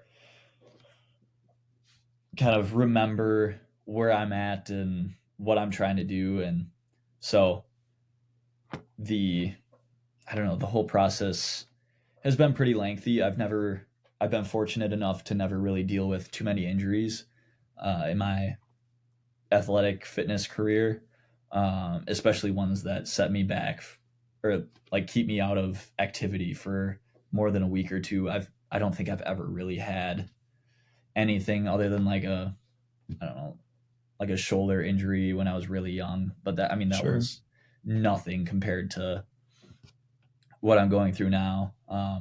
But you know, kind of looping back into what we were talking about earlier, like believing or like staying the course and playing the long game, understanding that there's not a timeline that you can put on certain things, and being willing to adjust and pivot when you need to in order to make accommodations for your current situation and what you're going through, I think is really important, and what leads to success long term. Because the reality is, if I would have ran a sub 3 marathon at grandma's, that would have been awesome. It really would have been cool.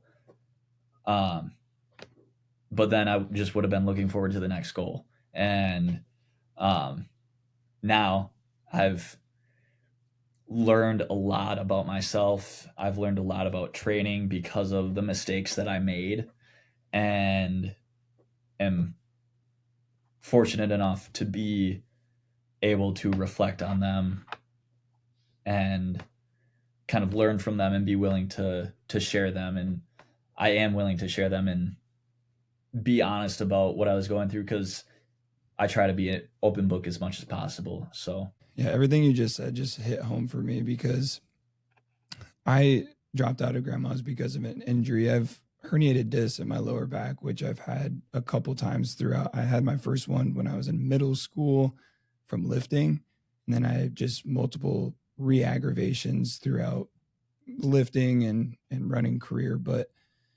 um when I dropped out because of that, like I trained for 1 month for grandma's with it.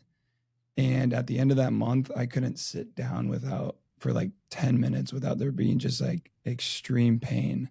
mhm. So I was like, okay, I can't do this. Like, I just don't think it's smart. And then, I was like documenting the whole process through social media. So when I stopped and I wasn't really doing anything, that imposter syndrome really does kick in like big time because you feel like you're not able to share some of the content that you want, um, or you, or you're having to shift the content that you are creating, which can be a good thing, honestly, because it makes you more versatile in what you're able to do. But yeah, man, it's just a big struggle because there's probably and it's so cool that you're open book about it too, because a lot of people out there do struggle with the same thing. So if you don't mind me asking, like, was there a specific injury that you're dealing with? I didn't like get it diagnosed necessarily. I didn't need a diagnosis. Yeah. It was like overreaching syndrome, or like overtraining syndrome is like the worst that you can get, kind of. And I was a step below that, I think, Okay. where um my body, like my central nervous system, essentially was just fried, and I couldn't recover from day to day. So like I would go out on most of the marathon prep. I was running consistently at least 7 miles a day, um, without any issues. And then like one of the last runs I went on of the marathon prep was um, like a 3 mile run, and I had to take 4 or 5 walking breaks just because my legs were so fatigued. Wow. Yeah, like it got to the point where I couldn't run more than a couple minutes without my legs just feeling like sludge. Wow. I've never heard of that before. Yeah, I didn't even know yeah, that was a thing. yeah, it wasn't fun.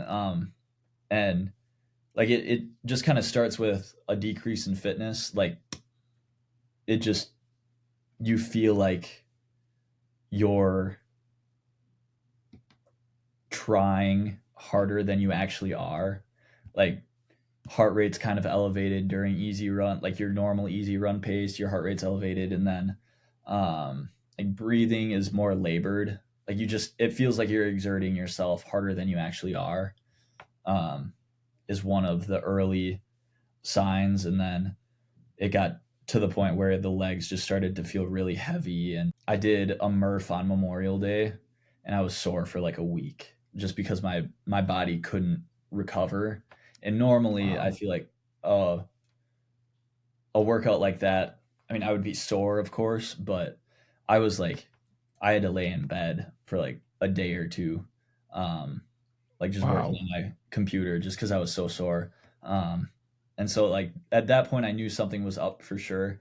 And then um, I just started to lose more and more fitness. And um, I got to the point where it wasn't, it wasn't worth it to continue. And whatever result I would have gotten at grandma's wouldn't be worth the physical issues that would come from what I Yeah. was experiencing. Who So knows what could have happened? yeah, I mean, I if you went there and pushed your body to the extreme limit, you know.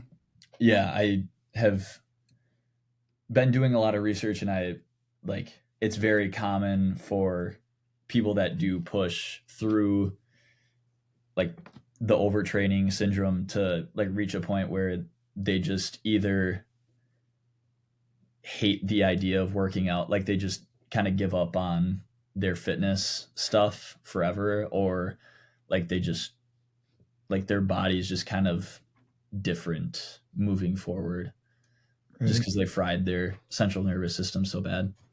Oh my gosh. I'm Yeah. sorry to hear that, man. That sounds like that almost makes me grateful for what I for what I have, because that just sounds like because I feel like with mine I've been able to like still prioritize fitness, you know, just in like a non-straining of my back way, and I feel like maybe mine has been a little bit of a faster recovery than it sounds like yours is, because yours is almost like rebuilding your entire, I don't even know, nervous system, I guess.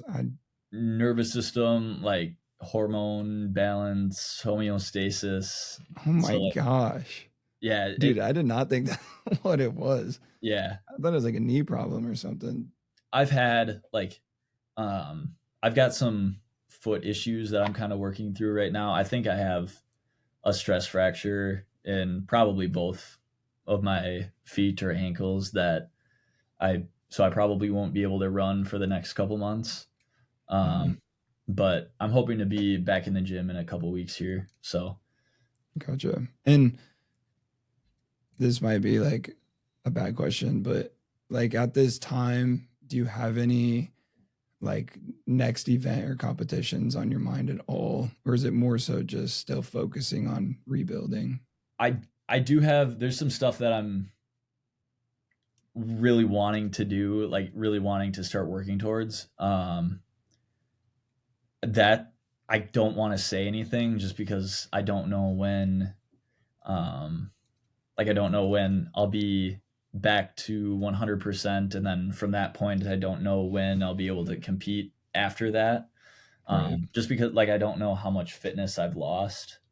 So it'll be a situation where I just have to kind of rebound and assess where I'm at, and from that point I'll be able to better dictate, when I'm able to do my next event and when I can kind of start actually trying to compete again. I've had a lot of free time, so I've been looking Yeah. at a lot of different races that I can try and do in the next year or two, and trying to kind of create a plan for when I can get back. Obviously, like I said, it's very like nothing can be remotely set in stone just because I don't know what the recovery process will look like and what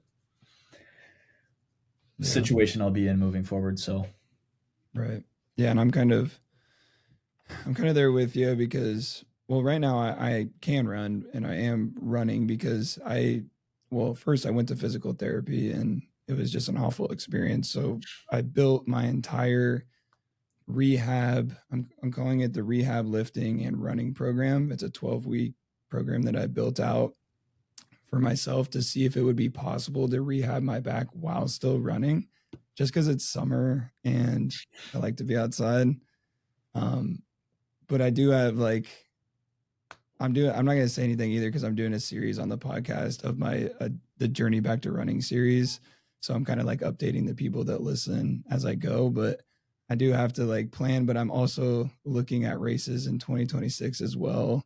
So I'm like, oh, what do I want to try and do at least? But it's so hard, man, because like you don't I mean, I'm 26, you're 23, like we have so much time like ahead of us to be able to compete, and I don't want to ruin that. Like I want to be able to still compete when I'm 35 in my late 30s, and yeah, I'm sure that you probably feel that same way. Like, but if we push ourselves to the limit now, there's a good chance that we might not be able to do that, which would really suck. yeah, 1000%.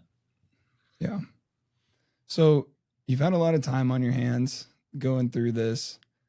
I know that you have some really interesting hobbies, and I want you to give some backstory on this. I wrote a few of these down. You love music, and you've already said that, and specifically rock. Are you 80s rock, 90s, or all of it, or what? All of it, man. Let's go. I grew up on like my dad is a huge music inspiration for me. He's where I get a lot of my music taste from. Nice. I grew up um, like all the 90s, early 2000s bands. Red Hot Chili Peppers are my number one. Let's go. I had when I was little, I had like 5 or 6 years old, a Lightning McQueen CD player, and I would put the Red Hot Chili Peppers "By the Way" album in the CD player, put it on repeat, and fall asleep to it. Oh, Um, wow. so like music's always been a big part of my life, and I've got into different genres and whatnot, but rock is definitely the mainstay for me. Um I don't know. I like concerts. I love rock concerts. I've been lucky enough to see the Chili Peppers, um, Stone Temple Pilots. I saw recently. Some other like some heavier rock, like new Memphis Mayfire, Beartooth are also very good. I just saw them in the winter. Um, but I'm also a country like I like country music occasionally too. So Sure. You just kind of the love of music is just yeah. there. Oh yeah, definitely. Dude, the same though. Like I'm more like 80s though, Okay. like late 70s, 80s. My parents huge. They used to go to concerts all the time and I would go with them sometimes. And I mean, we would dress up like as the band, like Nice. long haired wigs, like wearing the attire, you know, Motley Crue, Def Leppard Here style, we go. all of that. Like, and then throughout college, I was more like rap and kind of in that era. And now I'm back to mainly 80s, 90s. I'm getting into the early 2000s rock where I'm really starting to like that. But Here you go. yeah, dude, it's such a vibe. Like, I love going to the gym, and that's the only playlist I'll really play there. Or if I'm just hanging out at the house, that's what I'm listening to. Were you an Ozzy fan? I am. I do. I mean, like you gotta love Black Sabbath and like Yeah. Ozzy's solo. Like after he kind of went on his own, but I, in terms of like overall knowledge of Ozzy, I'm not like I don't have a ton of knowledge. I recognize a lot of music and I would know a lot of Sabbath songs or Right. Ozzy songs, but not necessarily like what I just choose to listen to. I like some kind of funky stuff like I said, Chili Peppers. I love Tool. Yeah, you're kind of like underground band almost type stuff a little bit, huh? Underground, like I'd say more like alternative or heavy Sure.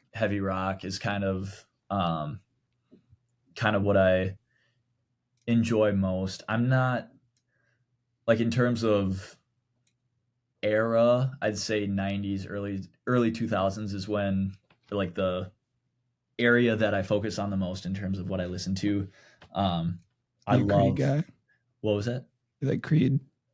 I'm not super big on Creed. I like Nickelback. I can get down to some Nickelback. Okay. I've just never really gotten into Creed as much. Some of like the dad rock, the prototypical dad rock bands, I really enjoy, but Creed isn't. I don't know. Maybe it's just like I don't want to fall into the bandwagon Oh, train I'm there, dude. that everyone's Come, on with Creed. come on the ride, man. It's great. I'm sure it is. I should listen to them more because obviously they've got good tunes, but Yeah. I No, dude, I've gotten some of my music from you. Some of the stuff you put on your Insta stories, I'm like, yep, there we go. Like Pink Floyd, dude, I forgot about them. Like my parents used to play them sometimes, but I saw that you posted about them one time and I was like, okay, I'm gonna look up some Pink Floyd. And I started listening to them a little bit. And are they like late 70s or like 70s, 80s is when they were yeah. kind of in their prime. I think they had a band member leave in the 90s. It's And the then, usual for most bands. yeah, and then Happens.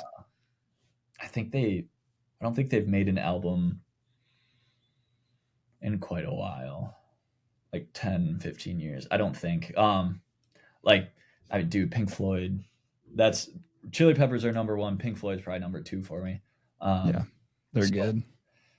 Dark Side of the Moon, Wish You Were Here, The Wall, just like they're big albums. You can't go wrong with them. So Yeah, they're very smooth. Like, yeah, I don't know. Going back and listening to them, it's just like it's a different than what I'm used to with like the heavier 80s, like yeah, that Ozzy, Motley Crue, Def Leppard type vibe. But yeah. yeah, they're definitely good. And then you play the drums too. I try to. I started learning like last summer around this time. Nice.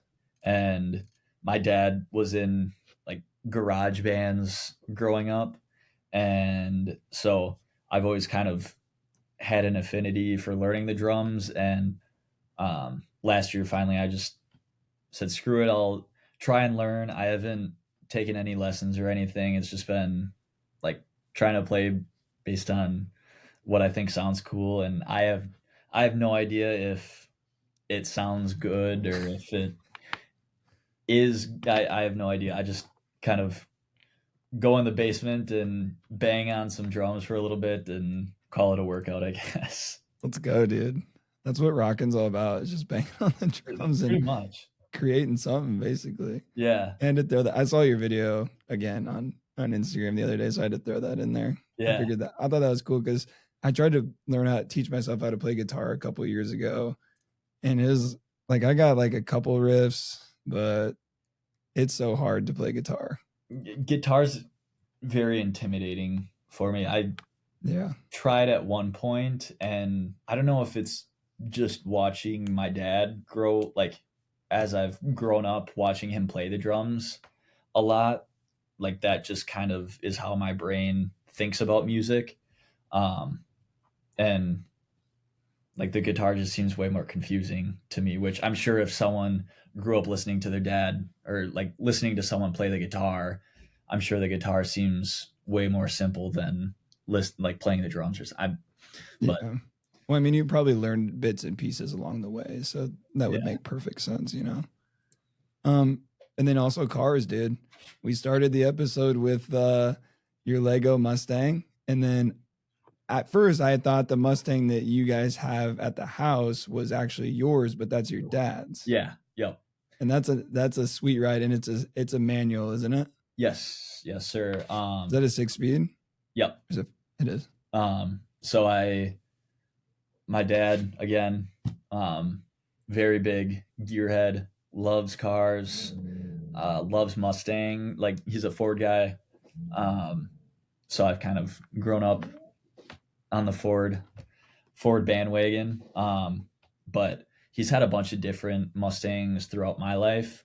And I learned how to drive a stick on his previous Mustang, and then he recently just got a GT350. So, I mean,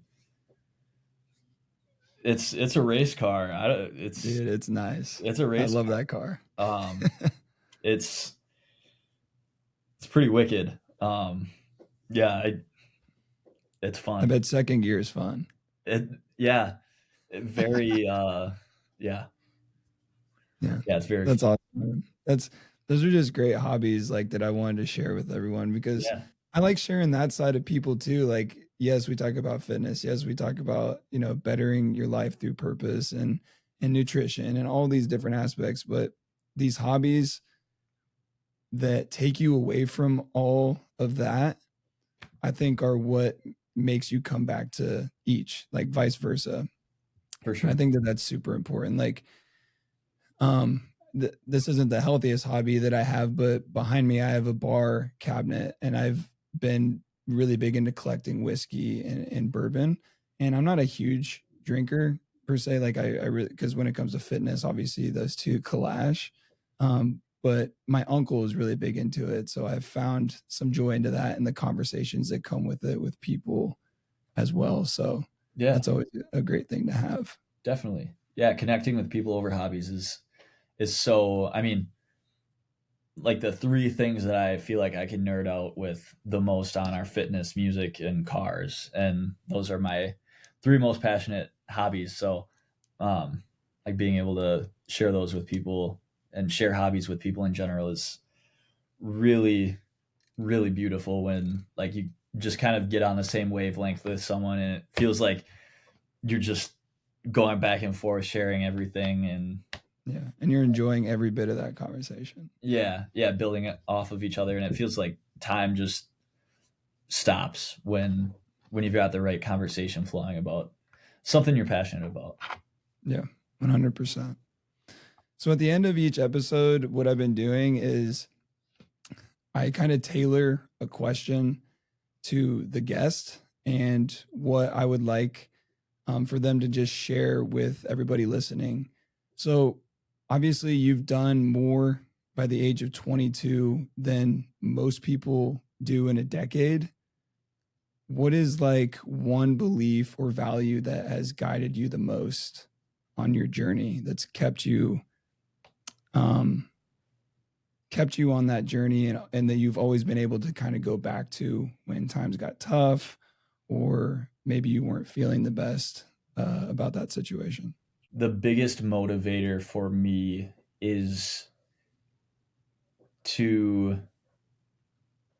one, create a life worth living, like create a life that I'm excited to wake up to every day is the one of the biggest motivators for me, because the thought of waking up when I'm 40, 50 years old in a job that I don't like, or in a career path that I'm not passionate about, is one of my biggest fears, because I think so much stems from what you're doing on a daily basis. If you're not passionate about what you're doing and the people that you're interacting with and the tasks that you're accomplishing each day, then that starts to show in your relationships, in your energy levels, in um, your attitudes and your beliefs.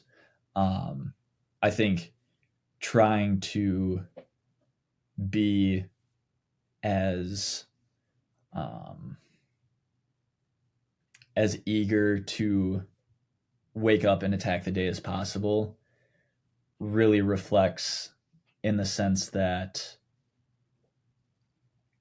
you can be a lot more positive. It's easier to be a lot more positive when you're excited to attack the day. Um, and I think there's just so much cynicism in today's society, and people just are so drained on a daily basis and forget what they're like. They just get stuck in a repetitive cycle, and I want to avoid that repetitive cycle as much as possible, because I want to be able to look my future kids in the eyes and tell them that they can do whatever they set their mind to. And if I don't do that, then how am I able to tell them? Similar to what we were saying earlier, the products that you create, you have to be willing to stand behind them, look the person in the eyes, and say, I believe in this with 100% of my heart. And I mean, I can't think of any more important customer than your future kids, if you choose to have them. Yeah. And I mean, those are the most important people that you have to show up for and make an impact on. And my view is, if I don't chase whatever I'm chasing with 100% of my heart and effort and energy, then how can I tell them that they're able to do the same? Kind of the saying where you are who you surround yourself with.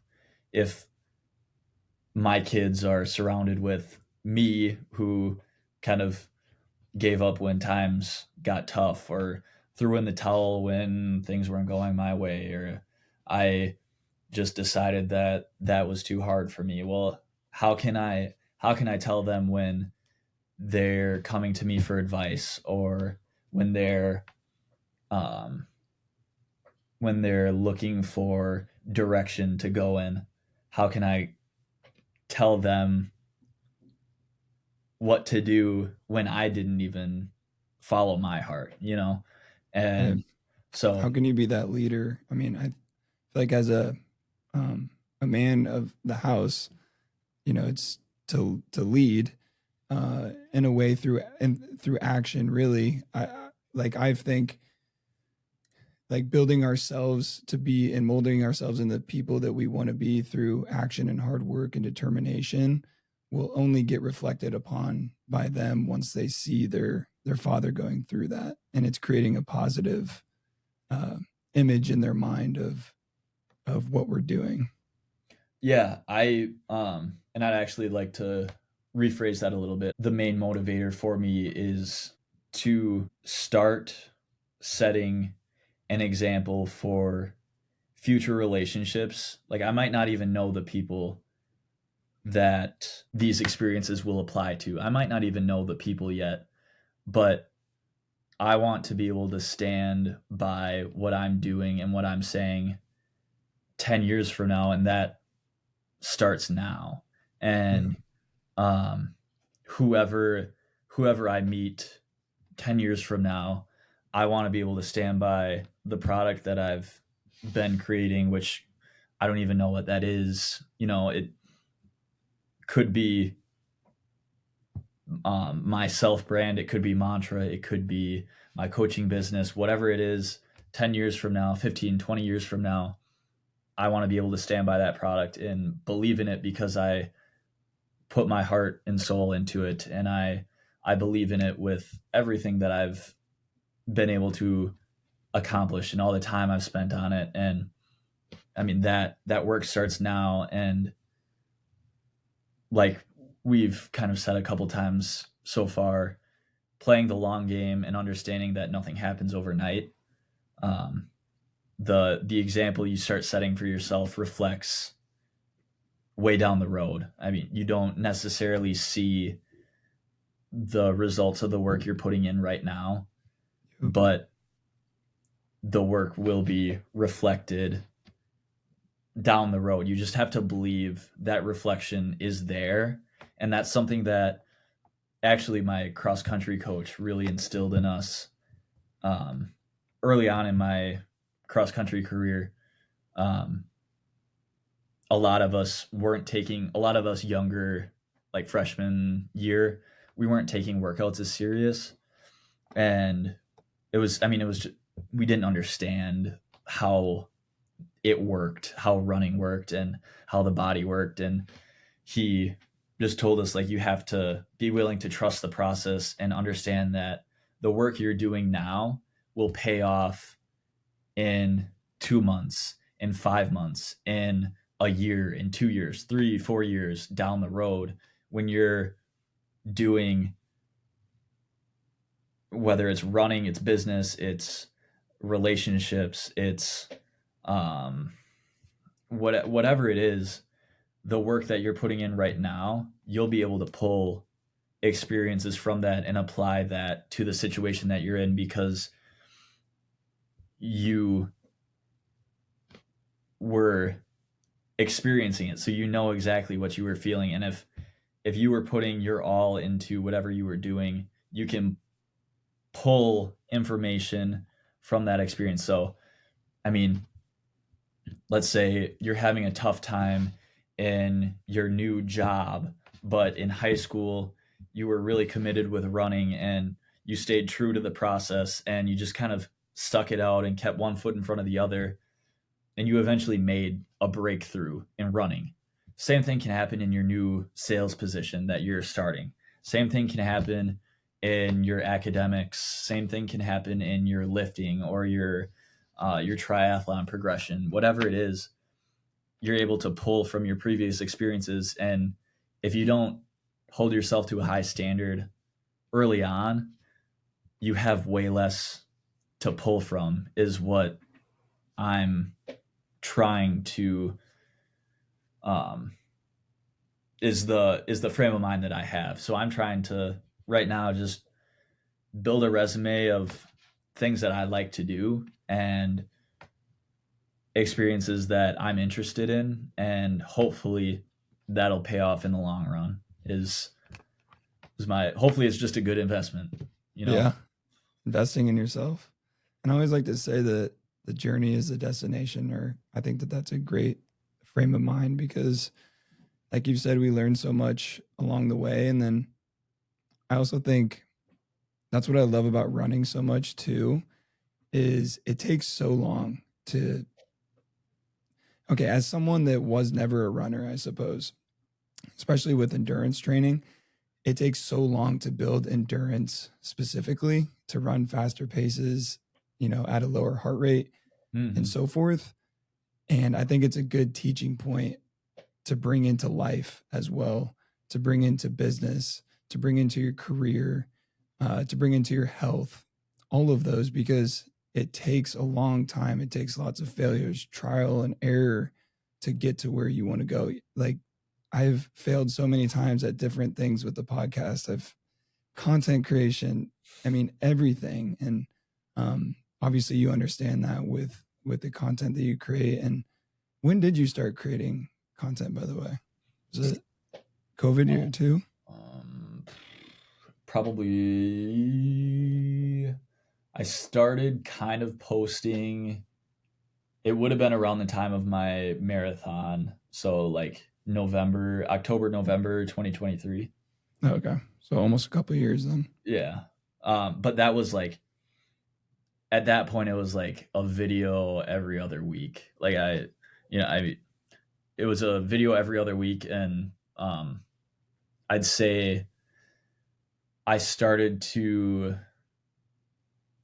post a little more consistently, like spring 2024, leading into my 70.3 triathlon is when I started to post a little more consistently.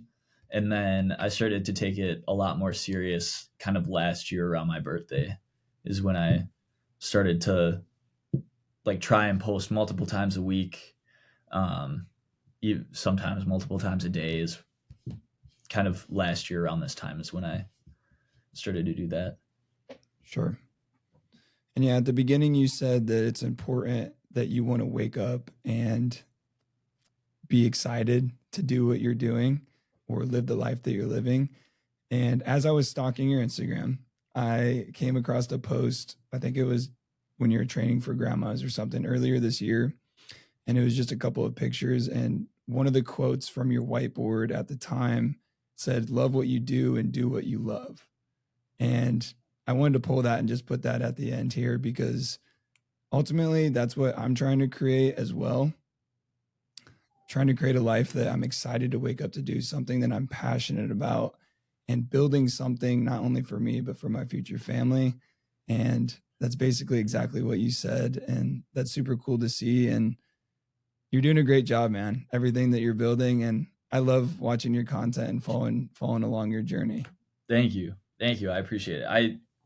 One of the, like, kind of piggybacking on that quote, or like relating back to that quote, I try to tell myself, and one of the ideas that I hold really closely is that, passion transcends everything. Like regardless of what you're doing or what music you're creating or art you're creating or content you're creating, whatever it is, business you're running, whatever it is, people feel energy and people see energy and passion. And when you carry the passion for something that you actually care about, people see that, and it reflects so well, because I think people are able to see through a lot of the BS in today's society, a lot of the fakeness and the kind of facades that people put up to hide behind. So being real, being authentic, and being passionate. I haven't been around on this earth very long, but if you can be authentic and passionate about whatever you're doing, then people can buy into that. People don't care as much about the actual product as long as the message behind it means something to the person creating it and means something to them as the consumer. And I think just creating something that you can stand behind is really important, and one of the things that I try to reinforce in everything that I'm trying to do right now. So yeah. And that kind of correlates what we discussed earlier is if you believe in it, others will believe in it as well. And yes, sir. If you work your butt off to spread your mission and your vision, people will follow. Mm-hmm. And that's almost a guarantee. You just have to be willing to put yourself out there, be uncomfortable, and work your butt off. That's really what it comes down to me at least.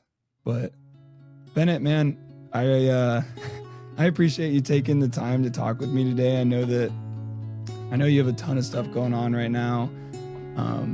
with, rebuilding your fitness, you got your brands, your coaching, and you're just working through life.